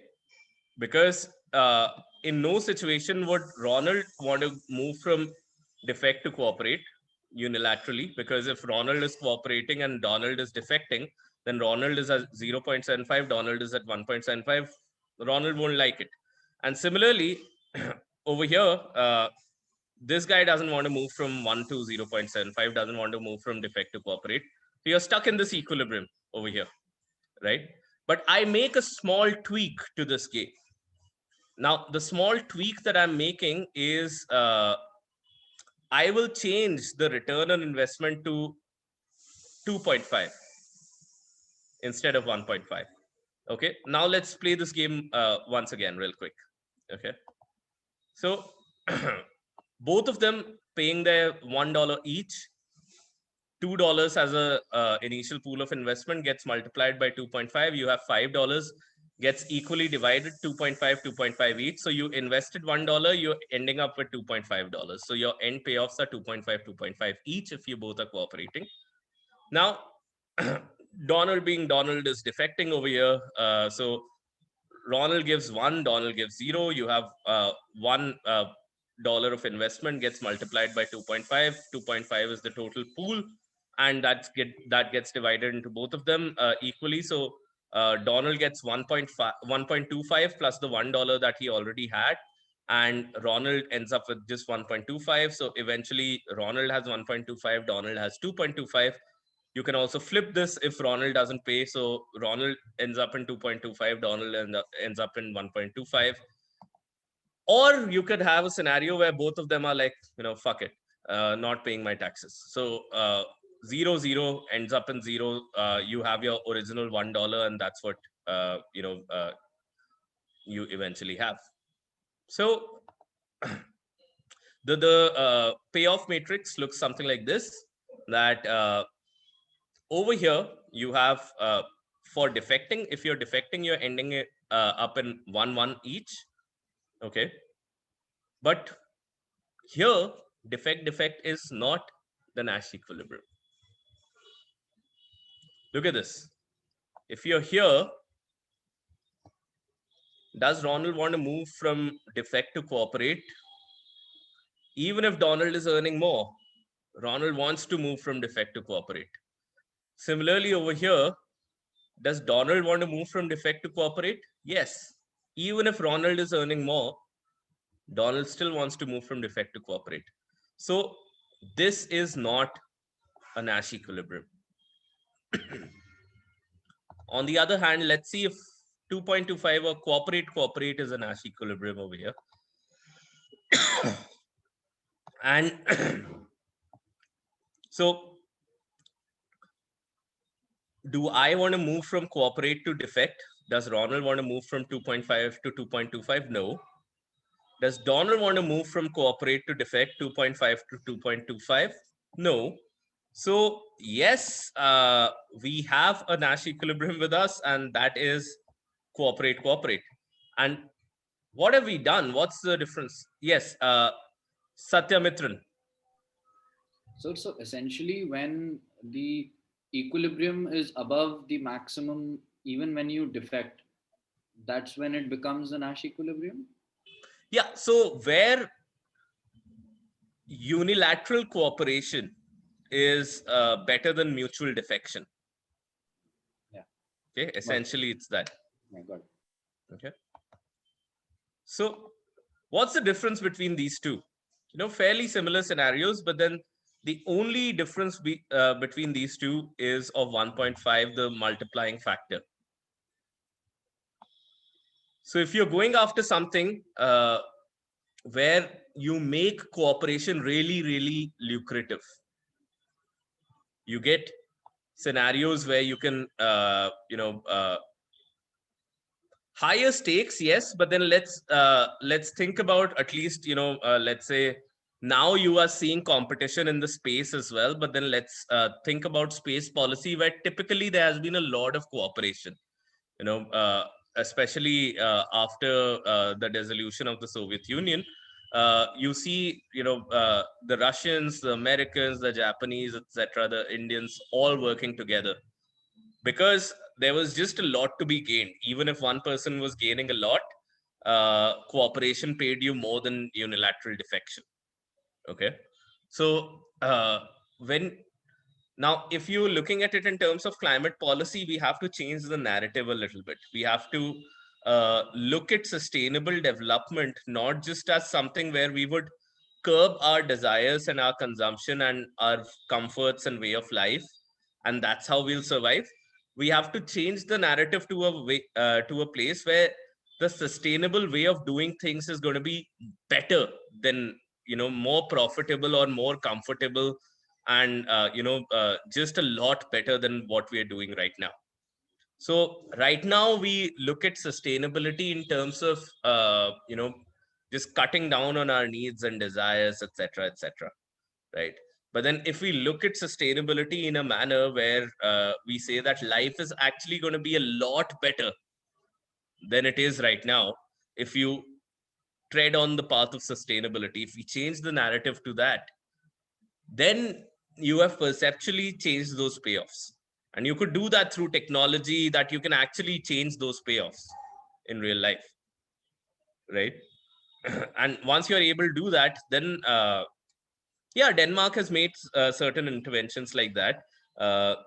So if people think that life after the sustainable pathways would be exponentially better than what life could be if I'm just burning out all of the fuels, it is quantification of payoffs that easy to estimate? No, it is not, Soumya. That's a great question. And a lot of yes, Satyamitran, exactly. It's really really hard to estimate payoffs. But then, as far as the relative values of these payoffs are the same, quantification doesn't matter. You'll be able to, uh, if I were to divide everything into half over here, I would still get the same equilibrium, right? If I were to divide everything into half over here, I'd still get the same equilibrium. So as long as the relative values are the same, you're going to be fine. But even then, getting just data on the relative value is also pretty difficult. And that's what, scenario planners would do. Scenario planners would probably, do something which is complex. I discussed that in the fellowship, but then that's going to take more time. They put probabilities on those payoffs, and then discussed, most famously discussed in this book by Manker Olson called The Rise and Decline of Nations. And Manker Olson says that, nations that cooperate, where you see a lot of cooperation in nations, those are the nations that tend to see a rise. And nations wherein, there's fewer instances of cooperation, or lesser cooperation between social groups, between institutions, between national subnational governments, those are the nations that see a decline. And intuitively now you can understand that, okay, nations where there is a lot of cooperation, they play the cooperate game. They are always coming out with 2.5 apples in each interaction.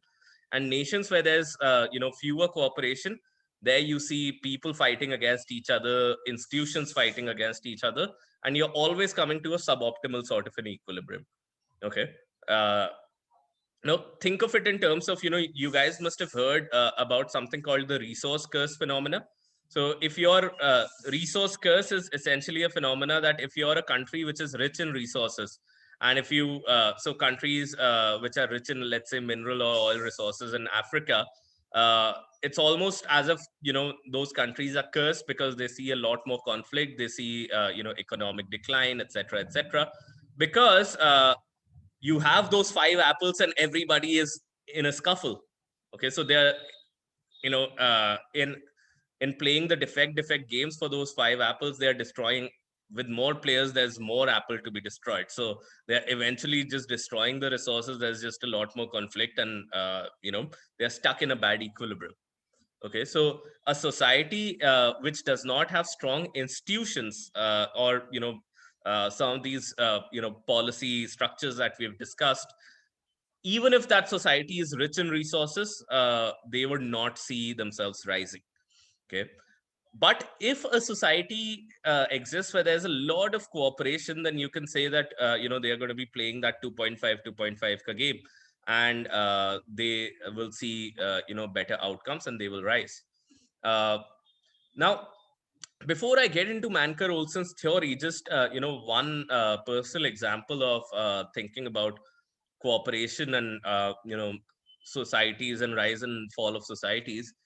I remember very distinctly once when I was, the same semester I was taking Kaushik Basu's course on game theory. I was also taking a PhD level seminar in international political economy. And in international political economy, also coincidentally, in that one week, the theme was the problem of cooperation.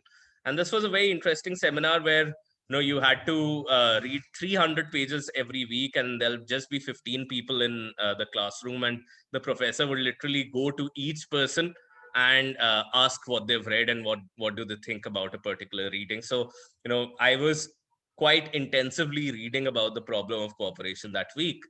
uh, and this course used to be like crazy. You always were thinking about this course because there used to be just a lot of expectations laid on you, and so many readings. So I was coming down the hill. So Cornell University is placed on top of a hill, and I used to live in downtown. So I was just walking down the hill from the university back to my home. And I saw that there was one car which was going slowly down the hill. And then there was another, and I was almost at the foot of the hill. And there was another car that was just speeding down. And both cars, they bumped into each other. And, coming from India, I was like, okay, we're going to watch a scene over here. And, uh, in India, typically, as we know that on a good day, you might just see some abuse being hurled at each other. On a bad day, you might even see people, beating each other up. In fact, one incident that I clearly remember that, just a few months before this, a few of my friends had from Cornell had visited India, and they were in Nagpur, and they were in a jeep. They were probably in a forest reserve sort of an area, and they were in a jeep, and there was this motorbike that was coming, and the jeep and the motorbike, they bumped into each other. The jeep driver got down and slapped the motorbike driver. The motorbike driver punched the jeep driver in his eye, and the jeep driver lost his eye. So imagine, I was thinking that something like that is going to happen over here. These two guys who have had this minor accident are going to fight with each other. But what really happens is that these two guys, they come down and very peacefully they exchange some card, or it's almost as if there's some number written on that card, and they start going their own way. And there's a little almost 4 to 5 years old girl who's walking just behind me with her father, and the girl is asking what's happening over here. And I was listening to her dad as intently as the girl herself. And the father was like, they've just exchanged insurance numbers, and the insurance agencies are going to take care of this. And I was thinking, this is not how it's supposed to happen, right? Like, this is like, you miss all of the action, and I'm like, how do these guys live? But then uh, again, I thought that this is amazing, because just because there is an institution which is well designed, in which people trust, you saw cooperation at the micro level. At the micro level, they could have ended up with a 2-2, but then they probably ended up with a 2.5, 2.5. And they prevented the breakdown of cooperation on the street. And then I thought that, if you look at our country, how many times does that cooperation break down on a micro level, just on the streets in a day? Probably lakhs and lakhs of times. So much of damage, so much of litigation, so much of you know uh, ill will that comes out of it. And then if you extrapolate it to a greater level, uh, look at our societal groups, look at the various castes, look at the various religions. Again, in that hawk game, suboptimal equilibriums. You look at the lack of cooperation between academia, the industry, the government. uh, it's all the same story all over again, because if you look at the developed countries, you would see, for example, Nestle doing its product testing in Cornell's dairy, and in a particular professor's lab, and then the government doing their military strategizing in a strategy professor's lab or something like that. So there's a lot of intertwining between, and a lot of cooperation between the industry, the government, and the universities and the civil society. And you see a certain lack of that cooperation in a country like ours. So imagine that, if an institution like the insurance institution, in which people have a lot of trust, and it's designed well, and it has a reputation for fairness, can prevent cooperation to break down. If only we had more robust institutions in our country, we would probably have our cooperations to break down to a much lower level, and we'd end up in a much better equilibrium. But now, coming back to Manker Olson, and we'll close after that. uh, and this is just a metaphor to say that, if you have a tree where all of the nodes are playing the cooperate game, you have a blooming tree. And if you have a tree where all of the nodes are just fighting with each other, you have a dry tree, as you see on the right. But coming back to Manker Olson, this is the really hard problem. Manker Olson says that, uh, the reason why certain nations see a decline, or the reasons why if you think about the world at large, so things like public goods, clean air, etc., are underprovided for, is because of the following reasoning. It is a three-step reasoning. Step number one is the group size paradox, where Manker Olson says that small groups, they are more effective than larger groups. Why? Because small groups, you can catch free riders very easily. Okay. So if somebody is, I'm sure we all work on assignments, and there's always this one free rider in the assignments who says that, okay, let my friends pay all of the costs and I will, just free ride and I'll still get the same grades. Uh, so similarly, when you're talking about, uh, pollution and all of these things, you tend to have free riders, and that's the whole Nash equilibrium, right? That, then everyone, if you're in an, as if you work it out, if you're in an unpunctual society, then it pays you to be unpunctual. If you're in a punctual society, it pays you to be punctual, because if you're punctual in an unpunctual society, then you always reach on time when everyone is delayed. Okay. So it makes sense for you to be unpunctual as well in that unpunctual society. Then eventually everyone becomes a free rider. So but what Manker Olson is saying, that if there's a small group versus a large group, uh, it's easier for the small group to be more effective. You can think of it in terms of the Kauravas and the Pandavas, etc. But whatever you think of, small groups are more effective than larger groups because there's greater communication, easier communication, more transparency, more accountability, whatever. So, so a population is the core issue. Well, I won't say it's a core issue. It is certainly an issue, but then with greater technology, etc., you can bring about greater coordination and greater communication and transparency. Now, the thing is that Manker Olson also talks about that, but we'll get to it towards the end. Small groups, first of all, more effective than larger groups. The darker side of it is the second, part of Manker Olson's argument, that small groups which are badly motivated, okay, are more incentivized to work on their agenda than small groups which are positively motivated for the benefit of the society. Now, if you're raising eyebrows in this, then let me explain this with an example. Okay, so let's say we're talking about two small groups. Okay, one is a small group with all of the bad people. Okay, so let's say we are dealing with a tax problem, and there's one small group which wants to create a loophole in the tax system. Okay, they are probably corporate lobbyists. They want to create a loophole in the tax system.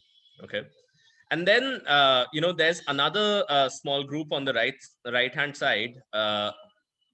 Let's say just because stereotyping is easy, so let's say this is an NGO which wants to close a loophole in the tax system so that things become a lot more efficient, for better distribution of resources.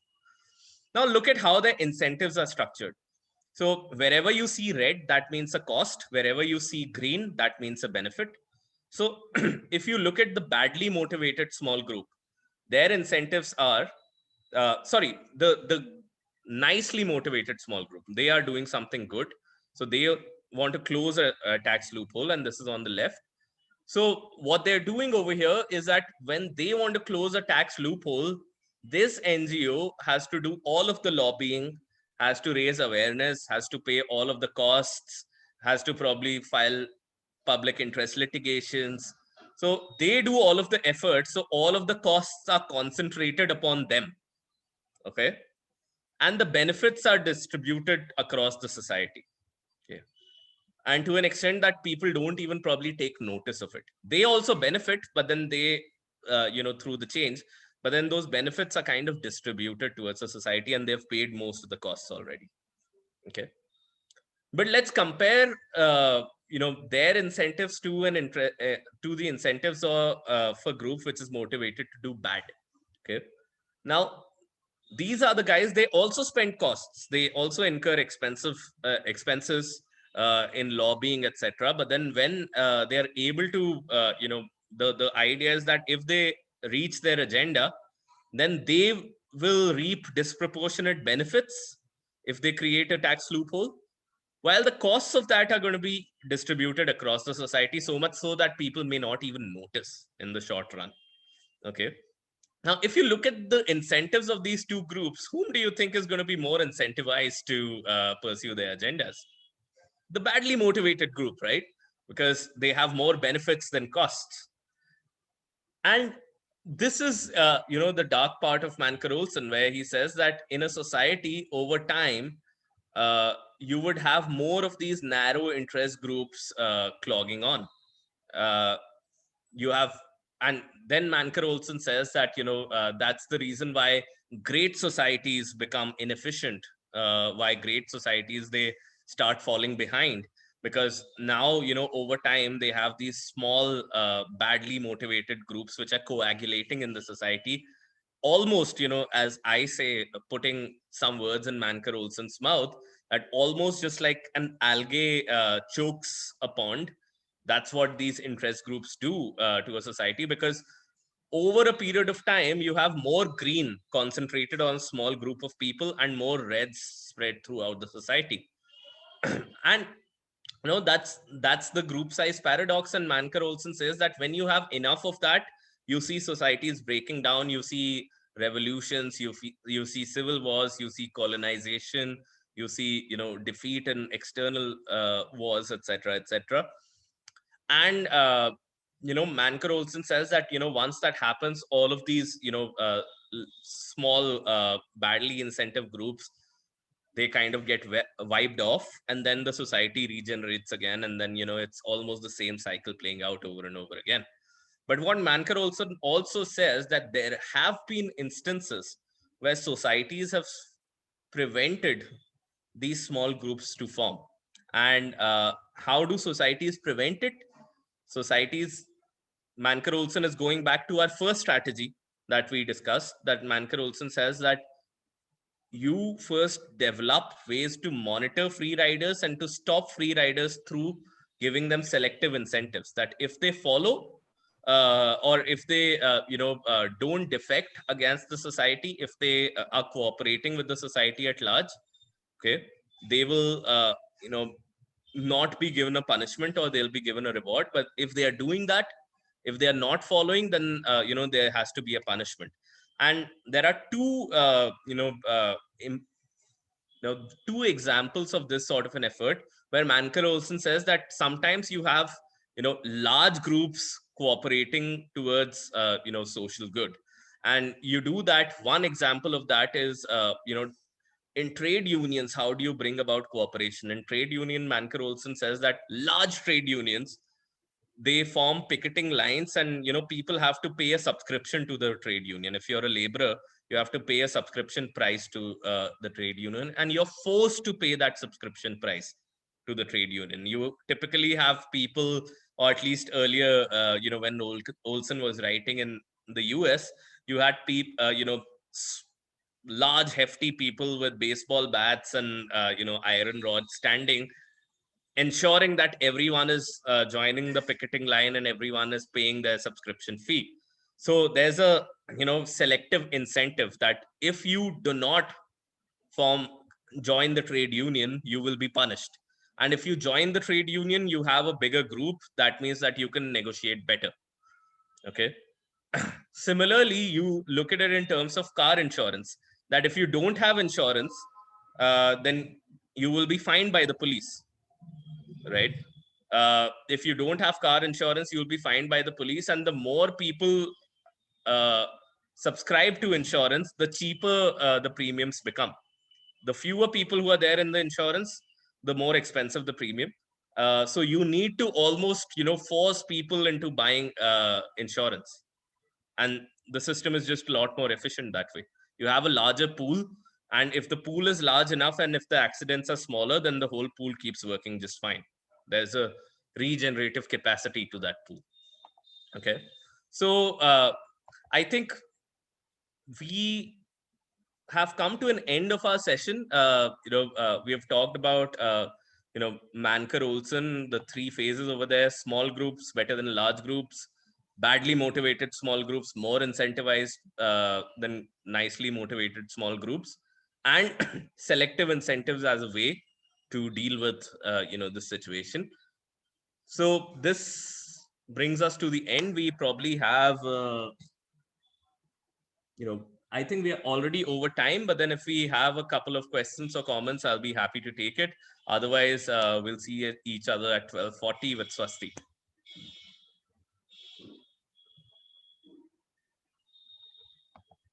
Okay, so I would hope that this session was useful and you're going away with a better understanding of game theory, human systems, things like that. And I can probably drop my email into the chat box. So if, oops, what if I, yeah. All right, I'm going to drop my email into the chat box. And if somebody wants to reach out to us, please do that. Sites.org. I'm quite easily available on LinkedIn, so feel free to add me over there. And thank you so much. Bala, I know you have something to say, so I'll just hand it over to you. Yeah, thank you, Arpit. I just wanted to say thank you to you on behalf of the whole class. I think this is a really enriching session and sort of interesting new ways to think about different policy issues, and some things which we knew but like was sort of put forth in another different way. So it's just again new ways of seeing. So I would just like to say thank you again for a very enriching session. And if again, I just like to reiterate that if anybody has any questions, then we can take around 5 minutes for the same. Otherwise, thank you very much again. Okay, so first of all, guys, 12:40, we are meeting your alumna Swasti Raizada, whom you've already heard about, and she'll be talking about this fascinating fellowship program that I think you guys must know about. I know Abhishek has sent me a question, and I'll quickly address this, that would these methods apply or influence, say, in deciding whether a sector may be externally regulated or follow self-regulation? Yes, absolutely. So you have 4 strategies that we discussed, and you'll have to decide. So for example, when you're talking about nation states that you cannot really regulate or put costs and benefits on, then you do the self-regulation, information asymmetry, bridging, institutional interventions. But if you have industries which can be regulated by carrots and sticks, you just choose that. You essentially figure out the combination of strategies that work best. Does that answer your question, Abhishek? All right. So thank you, and I'll see you guys at 12:40. And at 1 p.m., you will hear from Ishan, who has just joined us over here. And Ishan will be speaking about the economics of the beneficiary pays principle. So that's where you get more specific about SDG 13 over there. So, all right, guys, I'll see you at 12:40. Bye.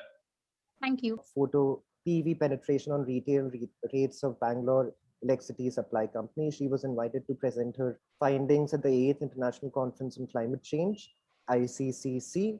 After graduation, Swasti continues to pursue her passion in energy policy, energy economics, and climate studies. In her current role at Deloitte, she has worked with the World Bank on one of the first impact evaluation studies on energy access in 7 states of Northeast India. Using ESMAP framework. In another study by Climate Investment Fund, she was instrumental in conducting multiple stakeholder consultation workshops with the aim of designing financial instruments for scalability of rooftop solar MSMEs. Swasti has also assisted distribution utilities and electric regulators across states. Her work has been instrumental in driving the policy recommendations of the Subcommittee Ministry of Power and the new CERC, Terms and Conditions of Tariff Regulations 2019. She recently concluded a study on energy storage solutions and lithium-ion cell manufacturing that directly fed into the phased manufacturing program and policy framework of gigafactories of Niti Aayog in India. She has also represented India at the first BRICS Youth Summit and as a BRICS delegate at the 19th World Festival of Youth and Students. Most importantly, Swasti is now and currently a Global Policy, Diplomacy and Sustainability Fellow, where she continues to pursue her interests that I have just spoken about, and also hopefully add to her knowledge about what she already holds in expertise. So that's Swasti for all of you guys. One thing about the mentors, the directors, and the fellows of GPOD's fellowship is that they're very easy to reach. So please feel free to reach out to any of us on LinkedIn, including Swasti. Swasti, I'm not sure if you're that active on LinkedIn though.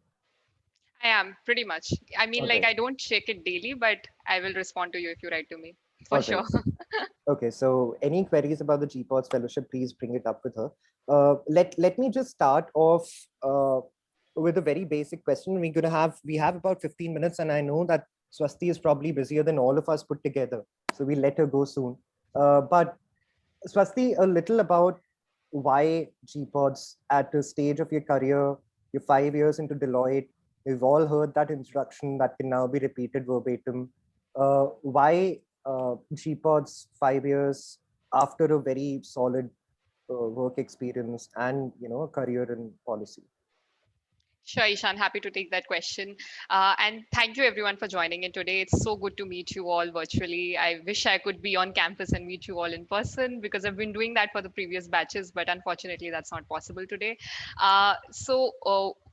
The reason why I probably took up GPODs at this stage in my career is I think I am somewhere in a mid-career stage right now, and I'm always conflicted between like being a generalist in public policy with always being a specialist in a particular sector when it comes to policy. So far, my profile is one of a specialist, but at GPODs, I wanted to take a step back and sort of go back to what I learned at NLS and reflect if I want to further go deeper into sustainability or also try and experiment with some other cross-cutting issues because there's just so much geopolitics and geoeconomics around sustainability today that I just wanted to explore if that could also be an area going forward.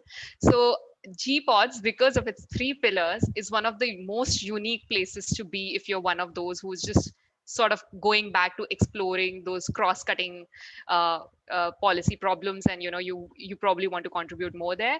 And having like had some exposure to diplomacy, very minor, but I think I had that at a young age at NLS actually. As somebody who's working in sustainability, I think like the three pillars just sort of came together. And I remember I just literally did a random Google search if there's anybody working on these three pillars together, and GPOD just came to me. So I think it was just a natural fit for me. And the other reason why I probably joined GPODs is I think I have a great team at Deloitte, which works on really great issues. And we're very forward looking that ways as an organization. But I think somewhere in your career, you probably need to be very conscious and mindful and deliberate about the network that you're forming. And today it's become really difficult to just get to people and know them on a very personal level and not just like randomly add them on LinkedIn, because a lot of us end up doing that, but it doesn't really materialize when you need it. So GPODs helps you do that. They genuinely invest a lot in their people. And Arpit and Ishan are right here, and I think they're testimony to that fact that they're highly approachable. I mean, like I'm sure they're bombarded with messages and like everything around social media on a daily basis, but they manage it so beautifully. There's never a day when you reach out to them and they don't respond to you. So I think the personalization around GPOS is just so valuable. Uh, uh, to even a mid-career professional like me. Like I don't find that even with folks at Deloitte, sometimes I reach out to them, I don't get a response. So it's extremely, the relationships that you build at GPODs are really beautiful and valuable, and that's going to, like really stay with you throughout your life. So I think those are the two reasons why I came to GPODs. You can have your own reasons for sure, and I'm happy to take any questions if you have. All right. So, yeah. Before we go to questions from the gang, let me first ask you a couple of questions that I had in my mind, Swasti. And this is coming from a selfish place. The first question, which is your favorite course and which is your favorite mentor? So let me give everyone a brief background of the courses. As I mentioned, it's, we're not very creative people. So when we say it's global policy, diplomacy, sustainability, it's quite literally the three courses. So we have a course on comparative public administration. We have a course on international political economy, which is the diplomacy side of it. And we have a course called Global Seminar Series on Climate Change and Public Health, which is the sustainability side of it. So with that background, Swasti, over to you. Favorite course and favorite mentor. Ishan, you're putting me in a really bad spot because yes, I know, that's the whole point. That's why I do it in a public space. Okay, I'm going to be partial and candid about it. I genuinely love the lecture on game theory. Like, that's my favorite for sure. I still don't know where I can apply it, but it's the first time I actually could make sense of, how to probably start using it. And the second one would be, again, like, sorry Ishan, but it's again like Arpit's course that he took on truth tables. That's I think that's given me a wonderful framework in terms of doing some of the analysis that I do at work. So it's put a real good policy structure and framework to analyze some of the things that we do here in terms of doing comparative studies. So those are my two big favorites. I just loved the way they were taught. And I think because the problem is that NLS, although like I'm not sure what's the curriculum today, because I think it's evolved a lot since I went to NLS, uh, based on the multiple feedbacks that we've been giving over the years. So I think it's evolved a lot, but I still remember like studying microeconomics and like looking at price competitiveness from a microeconomic angle, and also like going through some of those game theory in like theoretically, but I never understood how we can apply it to policy, because the way those books are authored, they are mostly looking at like business cases and how, like, for example, Coca-Cola versus Pepsi can compete and in the market how they can position that, but not necessarily from a policy lens. So what Arpit helped me do was bring the same theory but apply it to policy problems, and how like stakeholders do gaming, or like how some of them are like leaders, some of them are laggards, and then how do you like how who are the copycats. And in fact my capstone is I'm trying to build my capstone around that. I'm still getting my head around it, but it's one of the things that I'm definitely going to take back from GPods. So really, like, despite being in the sector, despite having learned it theoretically, I think it's the first time I'm being able to think about where to apply it in reality. So yeah, those are the, I think, my favorite I courses. can see Sorry, that Ishan. Arpit is Swasti itching was to on a say briefing something. call with me right before joining this. Yeah. Okay. I hold nothing against you, Swasti. I do enjoy the lectures myself. And there's some people who just don't appreciate environment. What do I do? Okay. So finally, and No, my I think last question. I think Yeah. it's just a matter of where I probably position myself. Yeah, I I as an understand. individual, And am very because like you can also action oriented. contextually, Yeah, yeah, you can I also think, and contextually. that comes from the way play workplace as well. So I think I just appreciate in at this stage. I just appreciate if somebody can tell me the theory and I can just directly apply it. So I think that's precisely the reason why I would choose those two. But No, it's a big in a up. nutshell, all those lectures are just so mind boggling. You can spend weeks and weeks just thinking about some of the things these people talk about in the fellowship, and it just like really throws you off from whatever you've learned so far. All right, so this was the difficult one, I must admit, because I do agree all three courses are extremely well curated. So, and obviously I have a bit of a selfish reason in saying that. But what about the mentors, Swasti? Any particular mentor that let's name two, because you have a total of 45 mentors. So I can imagine taking one's name might be a little difficult. Right. So that's, I think, a bit difficult because I think all those mentors bring such unique value to the table in terms of their own specialization. And depending on what your standpoint is, I'm sure the breadth of it will make sure that you have at least one mentor who's exactly interested in the topic that you might be interested in. If these are the three pillars that you broadly are passionate about, because I think the breadth of it just covers it all. For me, I think the one lecture that I really found interesting was Mr. Sarmad's, because he sort of validated what I truly believed in, that when it comes to the commitments and pledges or around Paris Agreement, the last one here has shown that we can be optimistic about the way businesses are also leading from the front. And he was very vocal about it, that I'm very optimistic about the space that is emerging in terms of corporates committing to net zero, and that's the more optimistic piece compared to, say, state actors. So that sort of pushed me in terms of taking up the topic also as a capstone. And just overall, I loved like the way he structured and started from the top, in terms of how the negotiations happened, what were the challenges, and then what are the targets. Really drilled it down for us. And then I think I loved the second lecture, which was by Justice Preston.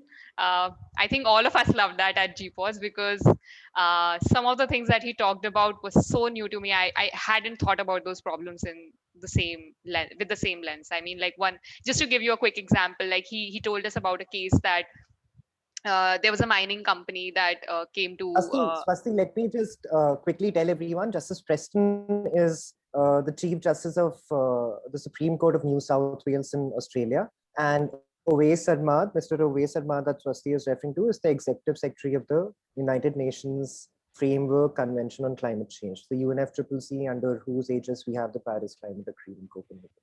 Anyway, yeah, I mean, and Swasti, I think that's the prestigious part of GPOds, that they genuinely like bring people who they're not just mentors, they're actual decision makers. So you can hear directly from the horse's mouth that what's the thinking that goes behind taking those decisions. Sometimes it's just so political that despite having all the intellect in place, you just cannot go ahead with those decisions. So I think that sort of brings a perspective to the way you think about policy, which is very realistic. It's not just theoretical, it's very realistic. So and like I'll go back to Justice Preston's case. So he was talking about this company that came to Australia and they wanted permissions for setting up their mining operations. And he sort of argued that sometimes why it is better for developed economies to sort of attract more polluting industries because it's just maybe easier to regulate them there rather than developing on economies, which is like literally turning that argument upside down that we hear in developing economies, that let's shift our manufacturing base to developing economies. But his argument was, if they stay in Australia, where there are more stringent laws and regulations, maybe we can actually monitor them and sort of put a cap to the emissions than letting them go to India and pollute. And this is one of the questions he asked those companies, that if I do not give you the permission to mine in Australia, where would you go? And they mentioned one of the developing economies, that we'll go to China or we'll go to India. And that sort of made him think that would it not be better for the earth overall or the globe overall to let them come to Australia, where I can monitor them better, than going to India, where maybe the laws are not as stringent or they're just not as evolved. And that's the kind of argument I had never heard of. And like he literally sent us the case also to read. And so that's what, like, I think stuck with me. And I've been thinking about it theoretically as well as pragmatically, but it's a very new argument to me. So they're very, like, there multiple fresh thoughts that will come from GPODs to your way of thinking and how you think about those policies at a global level. So yeah, just an anecdote to share there. all right. At least both of your mentors were from the sustainability track, Swasti. So you've made up for your choices in the first half of it. Also, I've been missing Okay. a lot of diplomacy ones. So yeah, just optimizing We my have time. all of those recorded with us, Swasti. yeah. All right, Swasti. So I'll let you speak with your classmates and juniors, or I don't know if you still call them juniors or seniors. They were called juniors and seniors back in my day. Anyway, I'll let you We're address all them participants. for a quick Nobody's a elevator senior pitch and about nobody's GPOT, a if you want. junior. Oh, correct. I have obviously not aged gracefully. Swasti, an elevator which pitch for GPODs, and then we'll let you be. And if you want, you can also pass on your contact details if you want them to connect with you separately as well. Sure. Yeah, so I don't think I'll need to do an elevator pitch based on what I just mentioned about GPODs, but yeah, if any of your dissertations or any of your interest areas are aligned to what GPODs does, then be rest assured that they will do justice to the time and commitment that you're making to GPODs, because it's a wonderful platform. And the best part is it's so crisp. It's a 3-month commitment. So as students, I think it's the best that you can derive from your masters, because if nothing, it will help you discover whether and rule out whether you're genuinely interested in these issues or not. So it's a really good space to explore as a student, I would say. All right. Thank you so much, Swasti. And again, like it's always a pleasure to be speaking with you, both in the lectures, otherwise, and at such talks as well. So thank you for taking out the time. And we'll be seeing you at 4 today. We have an international mixer with another institute. So see you then. Sure, sure. And Thank you can you, all Swasti. reach out to me at LinkedIn if you need. I'll be happy to, connect with you and just know about your journey at MPP. Also know about what's the faculty up to. So yeah, let me know. I'll be always happy to know how the course is evolving. In other words, Swasti wants the recent course. Yeah, the internal scoop is what Swasti is referring to. And I think we discussed some of that before the recording was on.